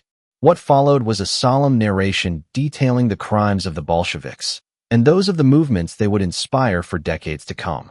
With the text having faded away into darkness, the film ended on a close-up of the battered Iron Division flag being raised from the ruins of what appeared to be Belgorod, smoke all around, sunlight breaking through the ash. When the credits rolled, nobody clapped. They stood instead, dozens of veterans, much older now than they had been in the time the film took place. Bruno said nothing for a long time.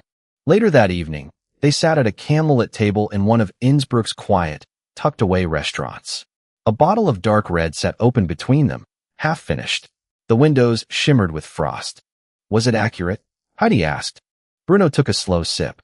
Painfully so. Heidi said nothing. She remembered what Bruno had been like when he came home from that war. It was the first time he had tasted real war. If what happened in the Eastern world in 1900 and 1904 were considered wars in their own right, then the Russian Civil War was the first meat grinder Bruno had personally witnessed. It had changed the man forever, and she had never forgotten it. She reached across the table and touched his hand. "This next one will be our last, right?" Bruno looked out the window for a moment, then turned back to her. He didn't need to say it, because like always she already knew his thoughts before they were spoken. Heidi smiled, bittersweet. "You're tired again." "I'm happy," he said, correcting her softly. "But yes, tired, just a little." She held his hand a little tighter. "Even so, I'm glad we came. Not for the film, for the time." Bruno smiled at last. "So am I. More than you know." Outside, the snow had thickened, and inside the warm little restaurant, for one night, there was no war. No politics, just two people, two hearts, and a moment of quiet, earned through the sacrifice of 1,000 unspoken names. Chapter 595, Lessons of War. The great windows of the royal palace in Madrid stood open, letting in the pale winter sunlight that touched the polished marble with a ghostly sheen. King Alfonso XIII stood in silence, gazing out across the city. Beyond the palace gardens, beyond the tree-lined boulevards and tiled roofs, a nation was at war with itself. The scent of roses lingered faintly in the air, planted by the Queen's hand before she fled for sanctuary in San Sebastian. But it could not mask the acrid smoke of burning towns to the east. The door creaked as it opened behind him. "Your Majesty," said General Miguel Ponte, his boots clicking against the floor as he approached with two other high-ranking officers in tow. Alfonso did not turn. "I assume you've seen the reports?" "Yes, sire," Ponte said. "The Catalonian Ridge is gone. The French-sponsored Republican lines have been annihilated. Our forces, with the International Legion at the front, advanced nearly 20 kilometers overnight." Alfonso turned now. His expression was unreadable, half triumph, half unease. "And it was the Germans?" he asked, more to confirm than question. General Rojo, older, graver, nodded. "Thermobaric bombardment, delivered either by missiles or aircraft. The British confirm it. The French are scrambling for answers. Whatever it was, it is not something we have the means to contend against." Alfonso walked slowly toward the table where a map of Spain had been laid out, pins and waxed thread markers indicating current front lines. He stared at the eastern front. How many were lost? Ponte cleared his throat. On our side, fewer than 100, including Legion support. Republican casualties, easily over 10,000. Entire regiments collapsed from the shockwave alone. A miracle, then. A demonstration, Rojo corrected. Silence held for a few moments before one of the younger staff officers finally spoke. Sire, if we maintain momentum, with Legion support and German logistics, we can secure Valencia by April. Madrid will be isolated by May. And if the Republicans lose their port access, the war could be over by the summer of 33. And what if the British intervene? Alfonso asked coldly. Or the Americans? Ponte hesitated. Then the war escalates. But it won't change the fact that only one side is fighting in the future here and now. The French still think in terms of trenches and shell weight. The Germans? They fight like gods with thunder in their pockets. Alfonso said nothing at first. His fingers hovered above the map, then slowly moved to rest on Barcelona, now in loyalist hands thanks to the breach. I made a pact with Berlin to preserve the nation. I feared it would tie Spain to an iron yoke. But now, he looked up, eyes thoughtful, calculating. Now I see it is the only lifeline we have left. Rojo stepped forward. Then shall I make the preparations, sire? Formal alignment with the Reich? Perhaps even a state visit, once the situation permits? Not yet, Alfonso said, raising a hand. We'll wait until after this war is over. If they can replicate what they did in Catalonia, then the answer is clear enough. Spain stands ready to commit fully to the Axis Concord, but not before the world sees what Germany is truly capable of. Ponte exchanged a glance with Rojo. Both men nodded. And what of the French? Asked the younger officer. They'll retaliate somehow. The Republicans may be broken now, but Paris won't sit idle. Let them try, Alfonso said. His hand closed into a fist atop the map. This is our soil, our war, and our hour. If they dare try to strike here in the heart of Spain, they will come to sorely regret it. They're not the only ones capable of projecting force beyond the Pyrenees. On the desk sat a folder, labeled as transfer of aircraft. Germany was supplying Spain with the means to create an air force, selling off old airframes of Ju-52s, Bf-109s, and Du-17s as next-generation turboprop-powered craft began to replace them by the thousands. While the Spanish Royal Army learned modern warfare by watching the Germans chew through Republican trenches like a ravenous warhound, they too learned how to fight in the sky via the very same means. Germany had not just come to preserve king, church, and country. They had come to gain access to the whole of Iberia and flank the French on both sides for the next great war. And to do so, the Spanish, like the Italians and the Russians, would need to learn how to fight a proper war. While the French Republic treated this campaign as a proving ground for new weapons, Germany used it as a means to teach its allies new doctrine and to test logistic supply chains. The weapons of the Reich were already proven to work, and their doctrine was polished daily in the foreign conflicts of the post-colonial world. What mattered now was to teach what they had learned from decades of refinement to those who would be fighting by their side.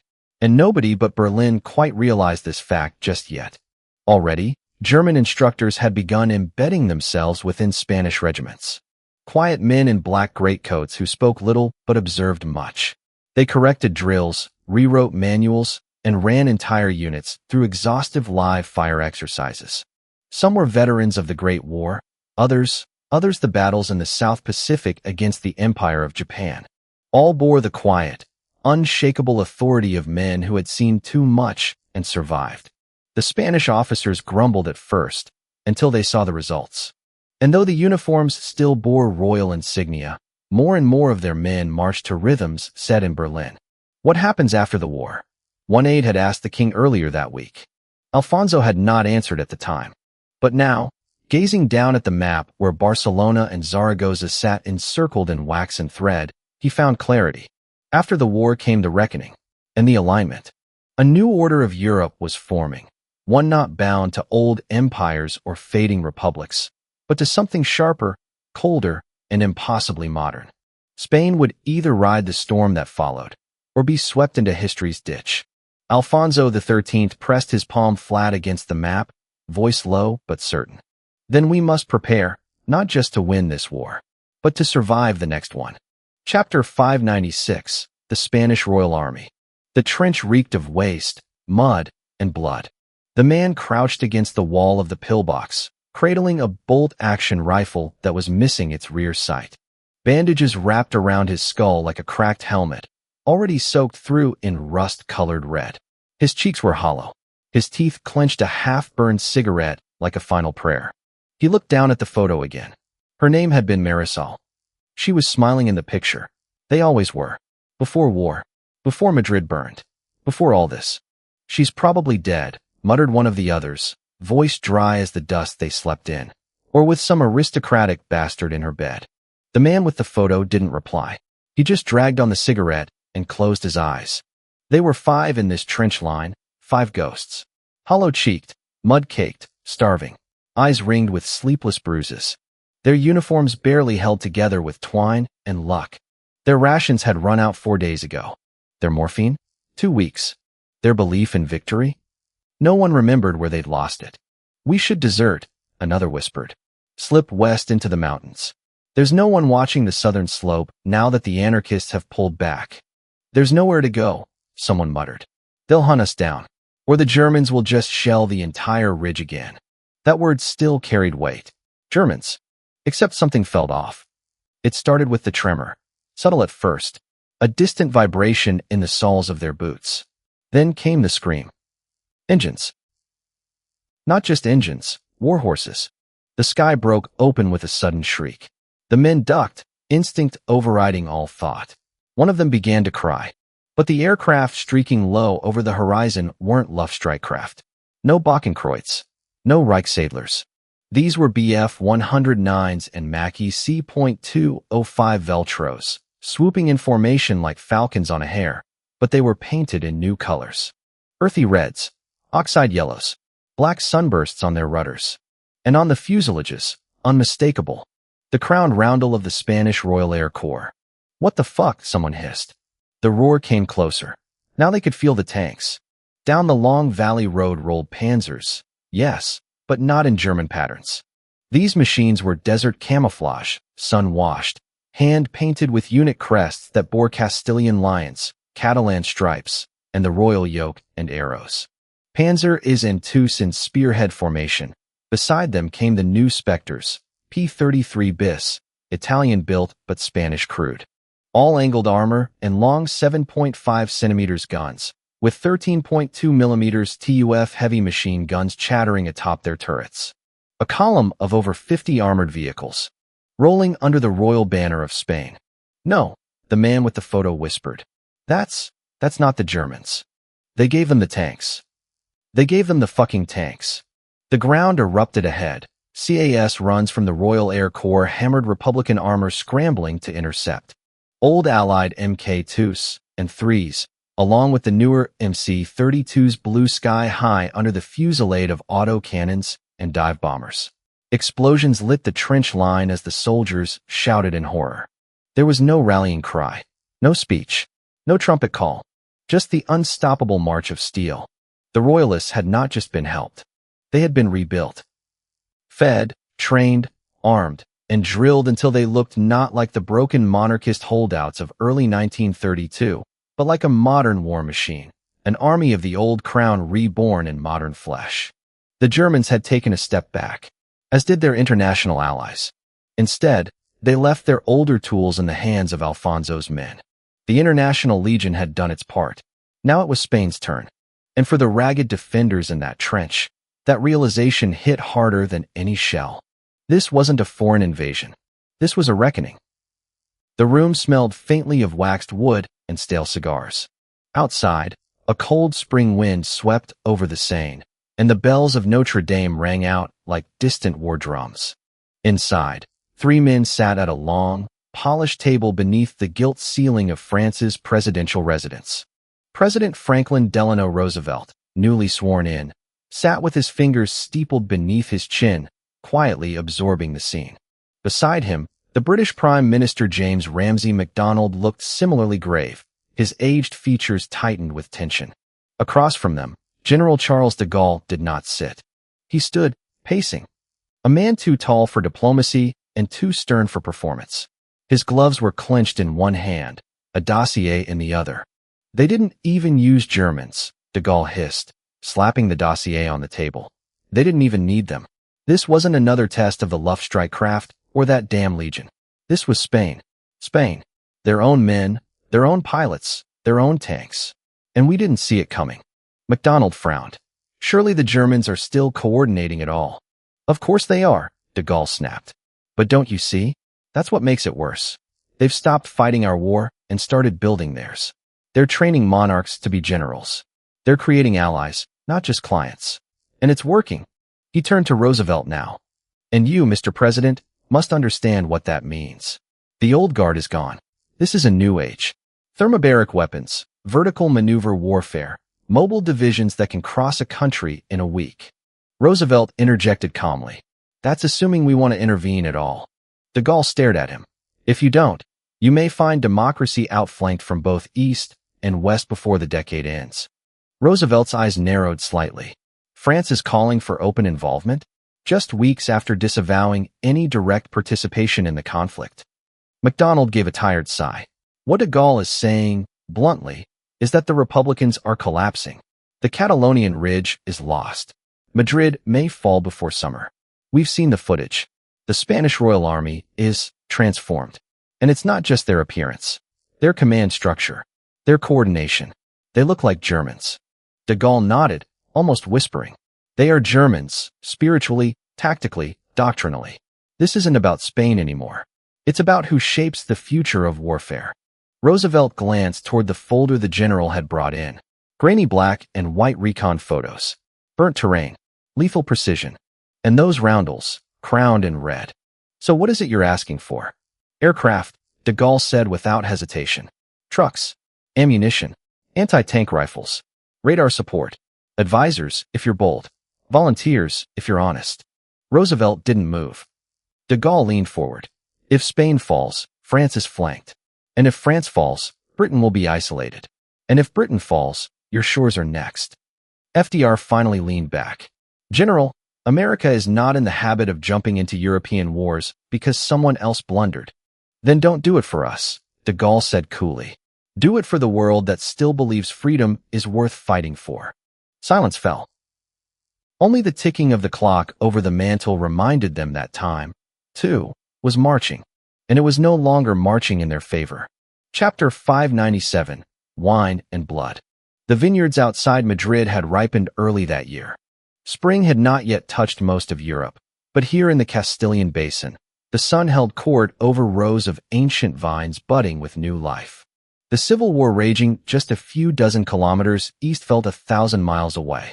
The low hum of engines stirred the clouds above. A sleek silver aircraft descended through the haze like a falcon over a quiet field. The guards at the villa's perimeter barely raised their heads. Everyone had been briefed. The plane, a swept-wing prototype derived from the Fernbomber line, braked with surgical precision on the improvised airstrip beside the vineyard estate. Behind it came the unmistakable growl of the Focke-Wulf PFL escorts, turboprop fighters with curved wings and black cruciform silhouettes, slicing across the sky like vultures too bored to land. The door opened. Bruno von Zehntner stepped out alone, dressed entirely as a civilian, without the slightest hint of militarization or chivalric honor. He did not bring aides. He needed no security. The war had shifted so decisively that even the most die-hard Republican saboteurs would sooner blow up a cathedral than risk an attempt on his life. King Alfonso XIII awaited him under a marble canopy, seated beside a rustic wooden table overlooking the valley. A bottle of 1919 Rioja had already been uncorked, sweating gently in the early sun. "Your Majesty," Bruno said with a nod, taking the seat opposite. "Your Highness," Alfonso replied, lifting a glass. "To Castile, and the madness we live in." Bruno clinked his own glass to the king's, savoring a long, thoughtful sip before setting it down. The silence lingered, comfortable at first. Then Alfonso broke it. His eyes, never leaving the vine, rose in the distance. "Your weapons have changed the course of this war. My generals believe Barcelona will fall entirely within a month." "They're optimistic," Bruno said calmly. But not wrong. Alfonso turned to face him now. And yet, here you are. Not to toast victory, but to deliver. What exactly? A warning. Bruno smirked faintly. You read your intelligence briefs. France is scrambling to explain the Catalonian breach. Britain and the Americans are concerned. They're not just concerned, Bruno corrected. They've begun covert aid deliveries through Gibraltar. Small arms for now. Trucks. Radios. Training cadres. Officially. No, and it won't be for a while. But the letters have already been written. The ink is still wet. And your enemies will bleed with foreign bandages, if not foreign men. Alfonso frowned and took another sip. You've intercepted this? Bruno's reply was dry. I wrote half of it. The king blinked. Bruno leaned back, the wind catching his coat like wings. We monitor them all. De Gaulle makes noise because he fears obsolescence. Roosevelt sends aid because he despises tradition. MacDonald dithers, as he always does. But none of them sees what you and I see. And what is that? Bruno turned his gaze to the horizon, where the vines dipped toward the ridges beyond Madrid. That Spain is not a battlefield. It's a crucible. The future is being forged here, not in London, not in Paris, not in Washington, and certainly not in Geneva. Alfonso studied the man opposite him. Not a monarch, not a general, not even a politician in the traditional sense. A maker. A builder of empires in the shape of modernity. What would you have me do, Bruno? When? Before they can decide to intervene. Before they can turn sympathy into ships and charity into tanks. And if they intervene anyway? Bruno smiled, but there was no joy in it. Then I will teach Madrid how to burn politely, and show them why we never needed permission. Alfonso leaned forward, brow furrowed, his glass untouched now. Forgive me, Herr von Zehntner, but I want to be very clear on what you're proposing. Bruno met his gaze without flinching. I'm not proposing, Your Majesty. I'm explaining. Then explain it plainly. Bruno set his glass down, fingers tapping once against the wood. The wind was picking up, brushing through the vines like a whisper of the coming storm. If the Republicans yield, Bruno said, then peace can still be made through surrender. But they won't. And if the Allies wish to turn this war into the prelude of something greater, then we are no longer playing at civil war or foreign containment. Alfonso stared, his jaw tightening. And what do you call it then? Bruno's voice lowered, calm and chilling. War by annihilation. The king said nothing. Bruno leaned forward, eyes sharp as razors. You shell them. You bomb them. You leave no soldier alive. You do not argue. You do not negotiate. You destroy the front. Not just their forces, but their will. He tapped the table once more, as if marking time. And when it is nothing but ruin, you send in your tanks. And you put a bullet into any armed man still breathing. Alfonso recoiled, just slightly. That sounds like a slaughter. That's because it is, Bruno said simply. And it is the only language tyrants and saboteurs understand. Is that what we are now? Alfonso asked, tone suddenly brittle. Butchers for peace? No, Bruno said, just as softly. We are surgeons. The tumor must be cut out. The longer we wait, worried about decorum, borders, the illusions of peace, the more it metastasizes. He stood now, letting his shadow fall long across the vineyard. The fate of this conflict no longer rests in tens of thousands of lives, Your Majesty. It rests between hundreds of thousands or tens of millions. Choose mercy, Bruno said, turning back to him with something like sorrow in his voice, and you risk the world. Choose clarity, and you may still save Spain. The vineyard was quiet again. The only sound was the clink of a bottle sweating in the spring breeze, and the distant buzz of aircraft training overhead. Alfonso looked down at his trembling hand and reached, wordless, for the wine. Bruno turned his gaze toward the sky, clouds gathering in long, lazy streaks above the golden hills of central Spain. The scent of grapevine and earth still clung to the breeze, but something colder crept beneath it now. A stillness. He adjusted his gloves, reached for his overcoat folded neatly over the back of his chair, and stood.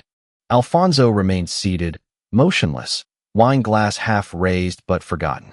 Bruno's boots crunched softly against the gravel as he stepped away from the table, but he paused before descending the terrace stairs. He looked back, expression unreadable, voice calm. Choose wisely, Your Highness. A beat. Or I will choose for you. There was no bravado in his tone, no cruelty, just certainty. And then he added, with a faint smile that never reached his eyes, and trust me. He adjusted the cuffs of his coat. My response will be even more ugly. Without waiting for a reply, Bruno turned and walked toward the idling convoy at the edge of the vineyard. A sleek command car waited, engine humming, flanked by guards in matte gray field uniforms. Overhead, the soft whine of turboprops signaled his personal escort forming up, ghosts in the sky. Alfonso sat there alone, the vineyard silent once more save for the wind in the leaves. He drank. But the wine tasted like ashes now. Chapter 598, Victory Through Finality. The study was quiet, too quiet. Even the ticking of the clock on the far wall seemed to hesitate, as if uncertain whether it should break the silence that gripped the royal palace of Madrid. King Alfonso sat at his desk, alone save for the flickering of a single gas lamp overhead. The window behind him framed the city in fading amber light, rooftops casting long shadows across the courtyards. Distant gunfire echoed faintly from the eastern hills, sporadic, irregular. The war had not yet touched the capital, but it loomed forever in the distance. The desk before him was bare, save for a single sheet of parchment, bordered with the royal seal in crimson and gold. Order of General Mobilization. The words stared back at him like an accusation. A thin film of sweat clung to his brow, not from heat, but from the weight pressing down upon him. He reached for the quill, paused, and instead looked to the fireplace, cold and dark now. Where once he would have sought counsel from his ministers or comfort from his wife, there was only the void. Is this what it means to be a king in an age of monsters? He whispered to no one. Outside, somewhere in the distance, the bells of a chapel rang out the 6th hour. He thought of the vineyard, of Bruno, of the words that still rang in his ears like a death sentence wrapped in velvet. Choose wisely, or I will choose for you. He did not hate the man. No, that would be easier. He feared him. Not for what he had done, but for what he had not yet done, and already seemed prepared to do. He had spoken plainly, with a strange German detachment, a kind of moral exhaustion that came not from cruelty, but from experience. Alfonso had never heard a man speak so calmly about annihilation. And yet, he had not lied. With a long, trembling breath, Alfonso dipped the quill into ink and signed. His name curled across the page with the finality of a guillotine blade. When it was done, he rested the quill gently beside the paper, folded his hands together, and sat in silence. Not as a king. Not even as a man. But as a soul who knew what must come next would stain the soil of Spain for generations. He bowed his head and whispered a prayer. Not for victory, but for forgiveness. The makeshift command center in Valencia was a converted university hall. Its ancient columns scorched by fire, the marble floor now stained with maps, boots, and the scent of oil. General Francisco Galán stood over a table cluttered with half-torn logistics reports, his expression grim beneath the yellowed light of a buzzing generator lamp. 4,000 M1 rifles from the Americans. 300 Thompson submachine guns. Ammunition crates are still being offloaded in Almeria, said a Republican major reading from a list that shook in his hands. And from the British? A lieutenant asked without looking up. A dozen volunteer pilots. Some surplus tanks. Brents. Radios. Medical units. A major hesitated. They say more is coming. Galán finally looked up, eyes dark and sunken. They always say more is coming. Across the room, the younger officers buzzed with cautious optimism. A Scottish volunteer, barely 20, sat cleaning his rifle and chatting with a group of Republican infantrymen. It's just the start, lads. Once they see what Germany's doing here, the whole bloody world will come to your side. We've held out this long, muttered one Spaniard, adjusting a new American helmet that didn't quite fit. Maybe this changes everything. Maybe it's the turning point. But the major wasn't so sure. He stepped to the shattered window, looking out toward the docks. Cranes moved like steel skeletons against the dying sun, hoisting crates marked with U.S. stamps and for Spain, property of His Majesty's government from rusted ships that arrived under British flags. It should have been reassuring. Instead, it felt like a funeral procession. A few thousand rifles won't stop what's coming, he said quietly. The lieutenant joined him at the window, arms folded. Some believe this will force Germany to back down, that the Reich won't risk escalation with Britain and America both involved. The major gave a bitter chuckle. They don't know the Germans.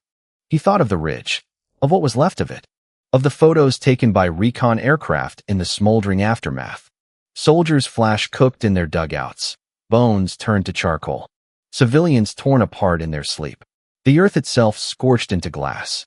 They fight not of the era, but from the future, he said, and we're still bleeding for the past. And yet, he knew they had no choice but to fight, even if the outcome had already been written in the smoke above Catalonia. The din of the front line was distant now, just a muted thunder beneath the chirping of birds and the occasional hum of an overworked generator. The olive groves behind the hill swayed gently in the breeze, giving little hint that a brutal civil war was unfolding just a few kilometers to the east. Erwin Rommel stood beside a map table shaded under a patchwork canvas tarp, his uniform dusty but immaculate, arms crossed as he watched a pair of liaison officers exchange communiques by motorcycle. Hard to believe this is where we end up, said a voice behind him. Rommel turned slightly. Erich von Zehntner, young, sunburned, with that quiet fire in his eyes that reminded Rommel far too much of a younger someone, stepped forward and offered a tired smile. When this war began, I thought we'd be at the tip of the spear, Erich continued, not watching the rear lines and escorting wounded supply convoys. Rommel didn't respond immediately. He simply looked back at the hills, at the distant smoke from artillery strikes somewhere near the Ebro. Then he turned, his expression thoughtful. You were never meant to finish this war, Rommel said. That was never the point. Erich frowned. Then why send us at all?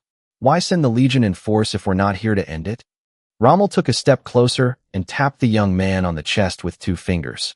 Because your grandfather orchestrated this entire campaign knowing exactly how much you needed to see. Not to win glory, not to play the hero, but to learn the weight of command, the cost of war, and the limits of intervention. Erich lowered his gaze. Rommel's voice grew sharper, more instructive. Wars like this can't be won by outsiders. Not truly. The Spaniards must finish this themselves, or they will never own the victory. We can break the lines. We can train their crews. We can even drop the bombs. But the flag planted at the end of it all? It must be theirs. Erich clenched his fists. But we could finish it in weeks. Rommel nodded. And that would ensure it falls apart in months. A nation cannot be rebuilt on borrowed will. He gestured toward the field hospital where Spanish royalist troops were unloading stretchers from trucks marked with the yoke and arrows. Our role now is to secure the roads. Keep the pressure off the flanks. Reinforce where needed. Give them the space to win their war. Rommel paused, then added more gently. You'll get your war soon enough, Lieutenant von Zehntner. Trust me. Erich didn't respond. He simply turned and looked eastward, toward the smoke in the distance, toward the place where history was being written not by Germans, but by Spaniards finally fighting for their own soil. Rain tapped gently against the tall windows of the Tyrolean estate, mist rolling in from the pine-covered slopes beyond. The mountains loomed like sleeping giants in the distance, wreathed in fog and silence. Bruno von Zehntner sat at his desk, a thick sheaf of reports spread before him. Dispatches from Zaragoza, intercepted communiques from London and Washington, aerial reconnaissance photos from Catalonia, all neatly stacked, annotated in red ink. The fire crackled softly in the hearth beside him. Outside, the bells from a village chapel rang the 9th hour. He read in silence. Another trench network collapsed near Lida. Republican reinforcements routed in the Aragon corridor. A joint Franco-American logistics convoy was destroyed in an ambush before even reaching the front. Royalist armored columns are now just days from encircling Valencia. He leaned back in his chair, exhaled slowly, and allowed himself a small smile. 2 months, at most. That was the estimate. By summer's peak, the red banner of the Republic would lie in the dust, and the royal standard of Spain would rise once more over a land baptized in fire. And with it, so too would the Reich's vision for the continent. Bruno reached for his glass of dark wine, swirling it once before taking a slow sip. His eyes drifted toward the open window. The rain had softened now, reduced to a whisper. He thought of the vineyard in Madrid, of Alfonso's face when he signed the order, of Rommel and Erich, waiting just behind the front line. It was all falling into place. The democracies had hesitated. The monarchies had not. And history did not reward hesitation. Bruno set the glass down with a quiet clink and picked up a pen. At the bottom of the page, beneath casualty projections and logistics forecasts, he scribbled 3 words. Victory through finality. Then he underlined them. Twice. Chapter 599. Escalation breeds annihilation. The rain lashed against the tall windows of the White House, casting streaks across the glass as if nature itself wept for the state of the world. A fire crackled in the hearth, attempting in vain to warm the heavy silence that hung in the room like a funeral shroud. President Franklin Delano Roosevelt sat with his back to the door, hands resting firmly on the supports of his wheelchair, staring intently at a large wall-mounted map of Europe. Pins marked key cities in Spain, with red lines tracking the rapid advances of the royalist forces. Barcelona remained untouched, but for how long? Across the room, Prime Minister James Ramsay MacDonald of the United Kingdom sat in one of the deep leather chairs, coat still damp from his arrival. His cane rested against the arm of the chair, untouched. He wore the look of a man who had traveled across the Atlantic not out of diplomacy, but out of desperation. Roosevelt finally turned. I assume you've seen the Valencia reports? MacDonald nodded grimly. Yes. What's left of them? The last dispatch from the British Medical Corps claimed entire battalions had been incinerated before they'd even engaged. FDR moved to his desk and sat down, exhaling through his nose. His polio-ravaged legs stretched stiffly beneath the desk, but he ignored the pain. His face was composed, but the strain behind his eyes betrayed the storm beneath.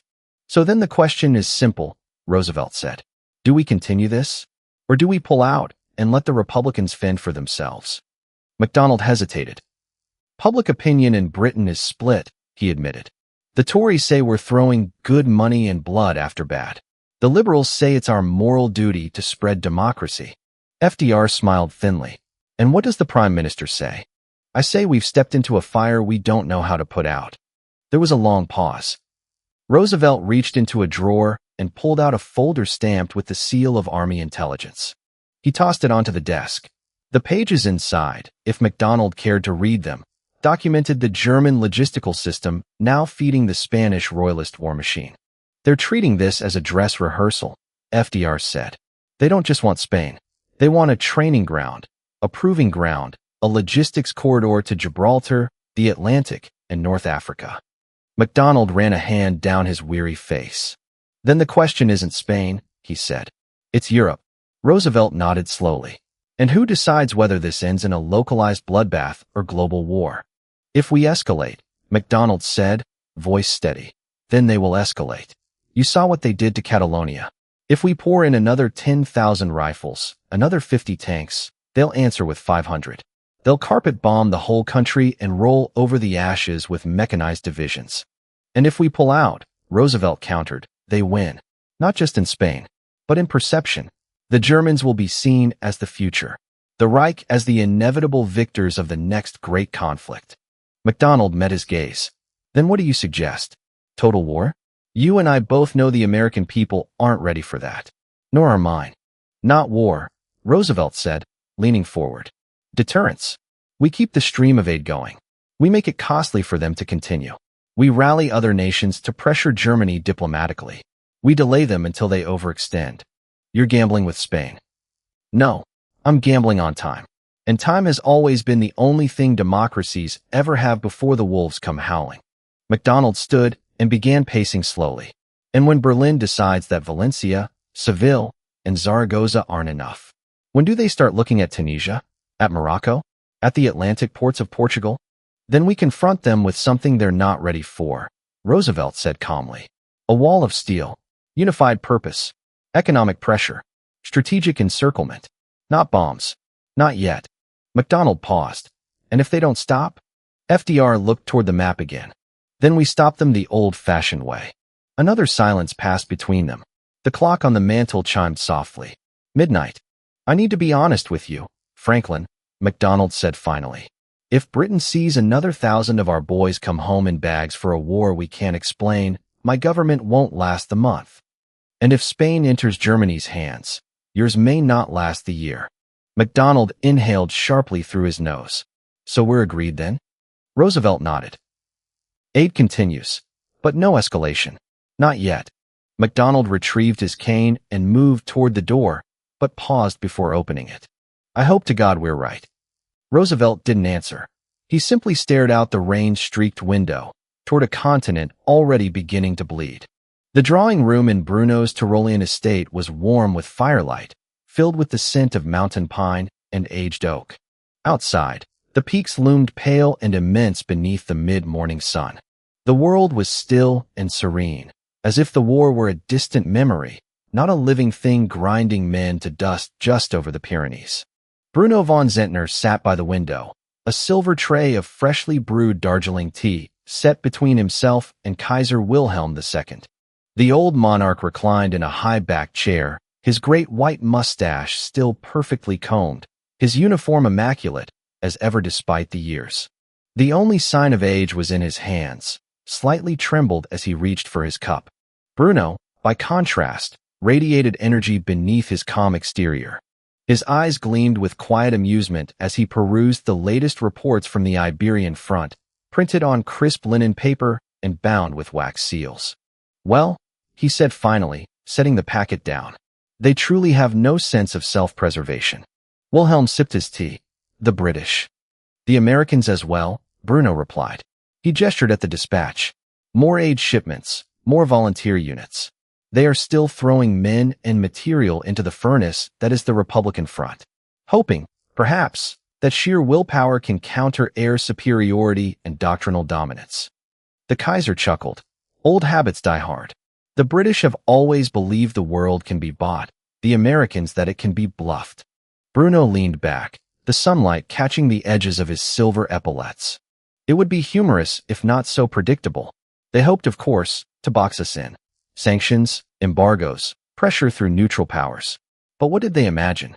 That the German Reich, backed by the Russian Empire, could be starved into submission like some island banana republic. He poured himself more tea, letting the aroma swirl upward before continuing. With the Hohenzollerns and the Romanovs united through blood and iron, there is no economic power on this earth that can stall our rise. It is inevitable. Wilhelm nodded slowly. You speak with the assurance of a prophet, but even prophets are sometimes burned. Bruno smiled, sharp and assured. Then let them bring fire. We have perfected the art of fighting it. He rose from his chair, walking slowly toward the great map mounted along the far wall. It spanned the entire European continent, with threadwork lines and colored flags denoting the shifting tides of conflict. Bruno's hand hovered over the Iberian Peninsula. You see now, he said without turning, why I felt it so pertinent to rope the Russians into a long-term strategic and economic alliance following our victory in the Great War. It was not merely an idea, it was a fortress, a wall of civilization raised against the tide of what was to come. No communism, no fascism, just order, continuity, steel, and legacy.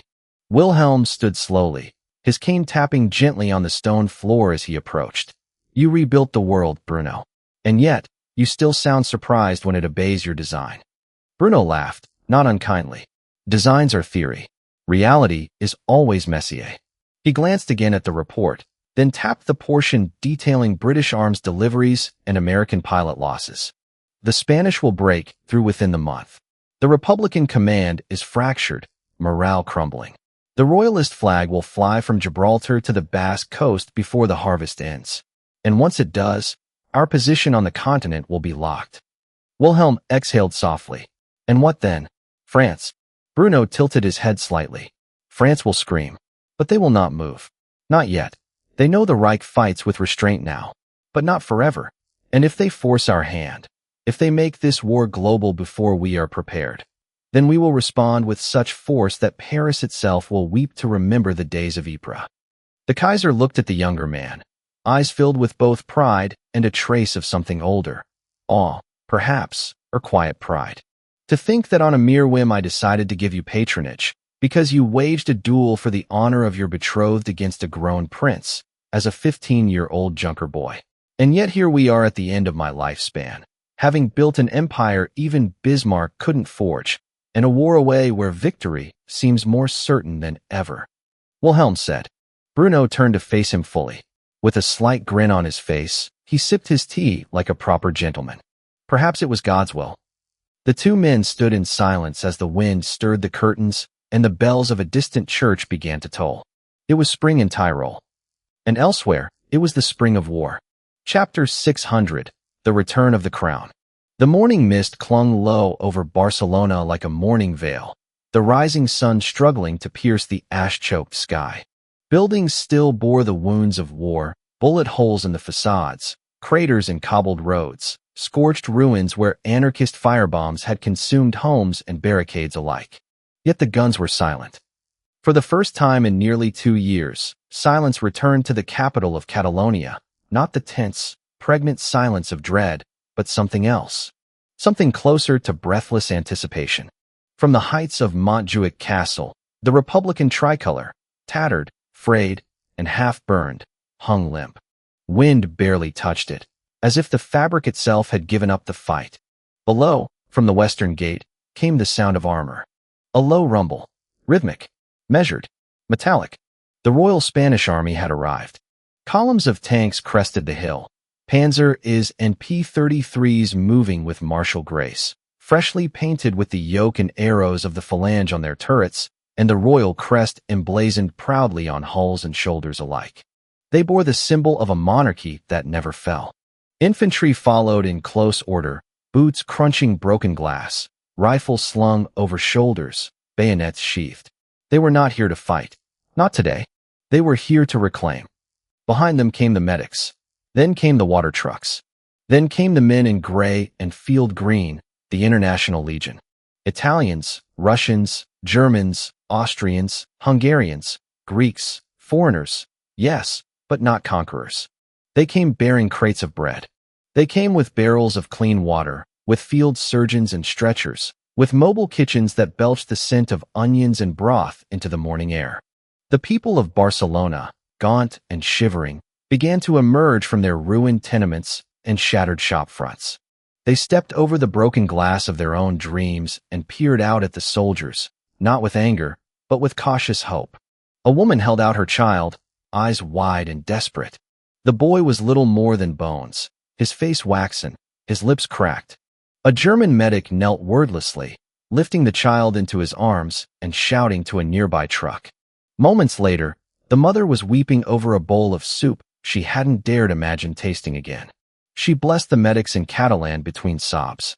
No one stopped her. At the heart of the city, in the Plaça de Sant Jaume, stood the grand flagpole once seized by anarchist militias. The Republican banner had flown there for years now. A royalist officer stepped forward, young, clean-shaven, uniform impeccable. His hands bore no tremble as he grasped the halyard. With a single pull, the tricolor came down. No one cheered.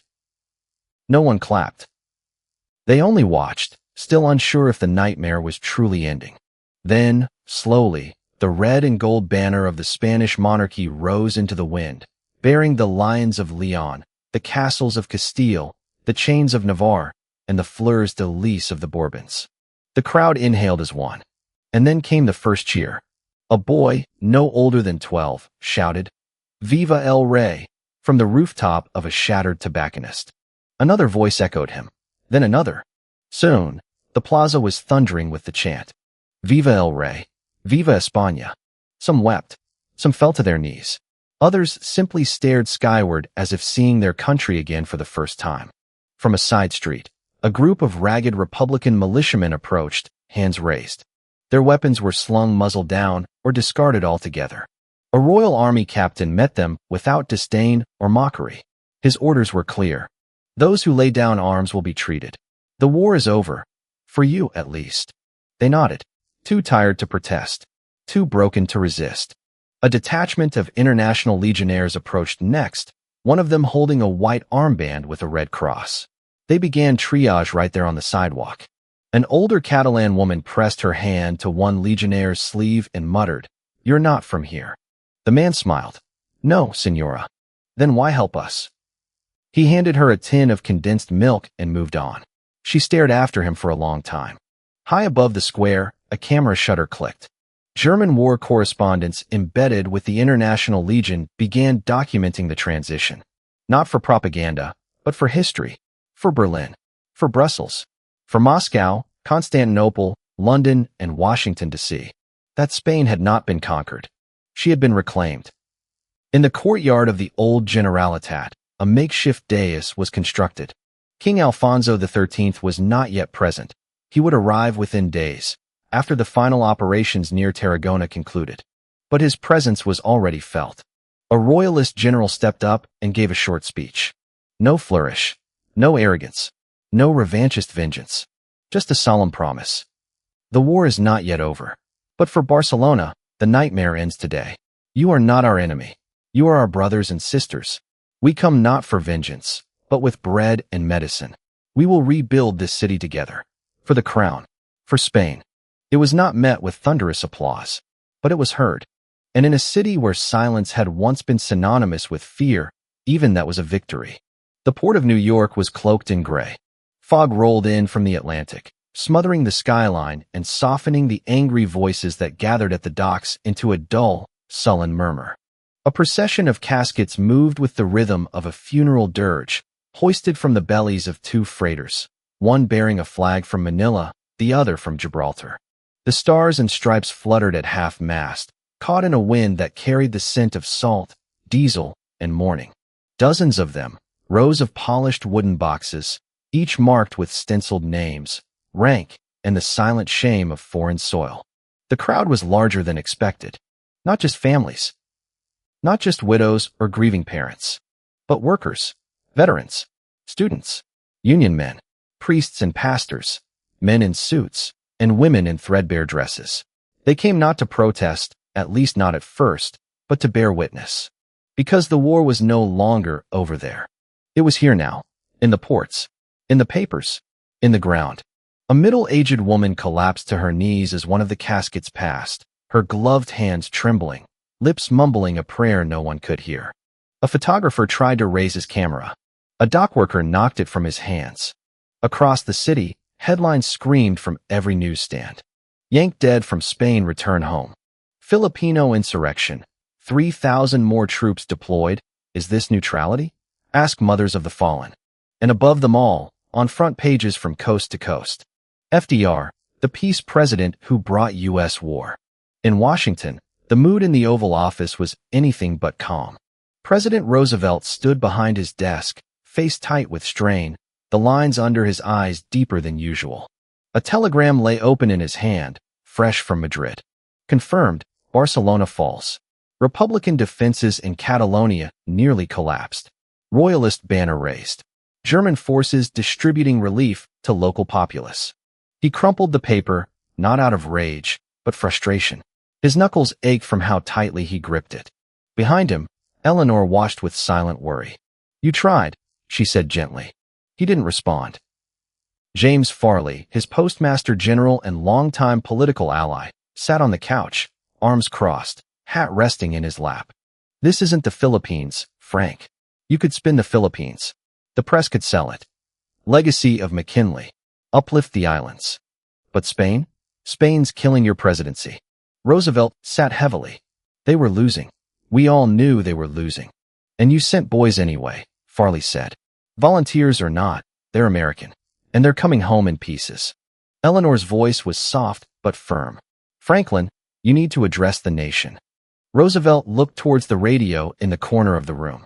"How do I explain," he said bitterly, "that I believed we had a chance to hold the line? That I thought if we held Barcelona, if we gave them just enough to survive, they could negotiate peace."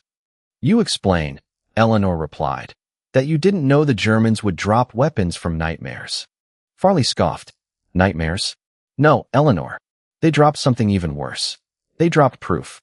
Proof that Germany can fight and feed at the same time. Proof that they can win wars and win hearts. That's what's killing us. Not the dead boys, God bless them, but the living Germans handing out bread in Barcelona while our boys come home zipped in flags." In Chicago, the crowds were louder. A rally had formed outside the federal building. Mostly veterans, many of them World War I survivors, veterans who had fought in the French Foreign Legion and paid the price. This time, Their signs read, "No more foreign graves. Neutrality means neutral. Bring them home." In the crowd, a young man shouted into a megaphone. "They say it's to stop tyranny, but whose? Germany's? Spain's? Whose sons are dying, huh?" Applause. "Mine? Yours? Not Roosevelt's. Not the Rockefellers. Not the Hearsts. They don't send their sons, they send yours. And when they come home in pine boxes, they say it was for peace." Boos. Shouts of shame. Somewhere, a police whistle blew. A scuffle broke out. A flag was torn. At Columbia University, a debate flared between two professors in front of a packed auditorium. One, a stern-faced man in spectacles, slammed his fist on the lectern. "Spain is the proving ground. If we don't stand up to Germany now, it will be France next, then Belgium, then Britain, then us."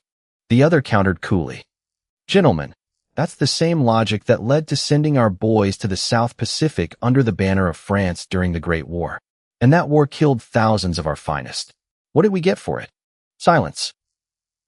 "Nothing," he said, "except more war." Back in Washington, Roosevelt walked the gardens with Eleanor. The roses were late and blooming. "Do you think they'll forgive me?" he asked quietly. "No," she said, "but they might remember you tried." He nodded. "Then we'll try again." "You can't win this war, Franklin," she said. "Not without losing the next election." He stopped, looked out across the Potomac. "Then maybe," he said, "it's not about winning anymore.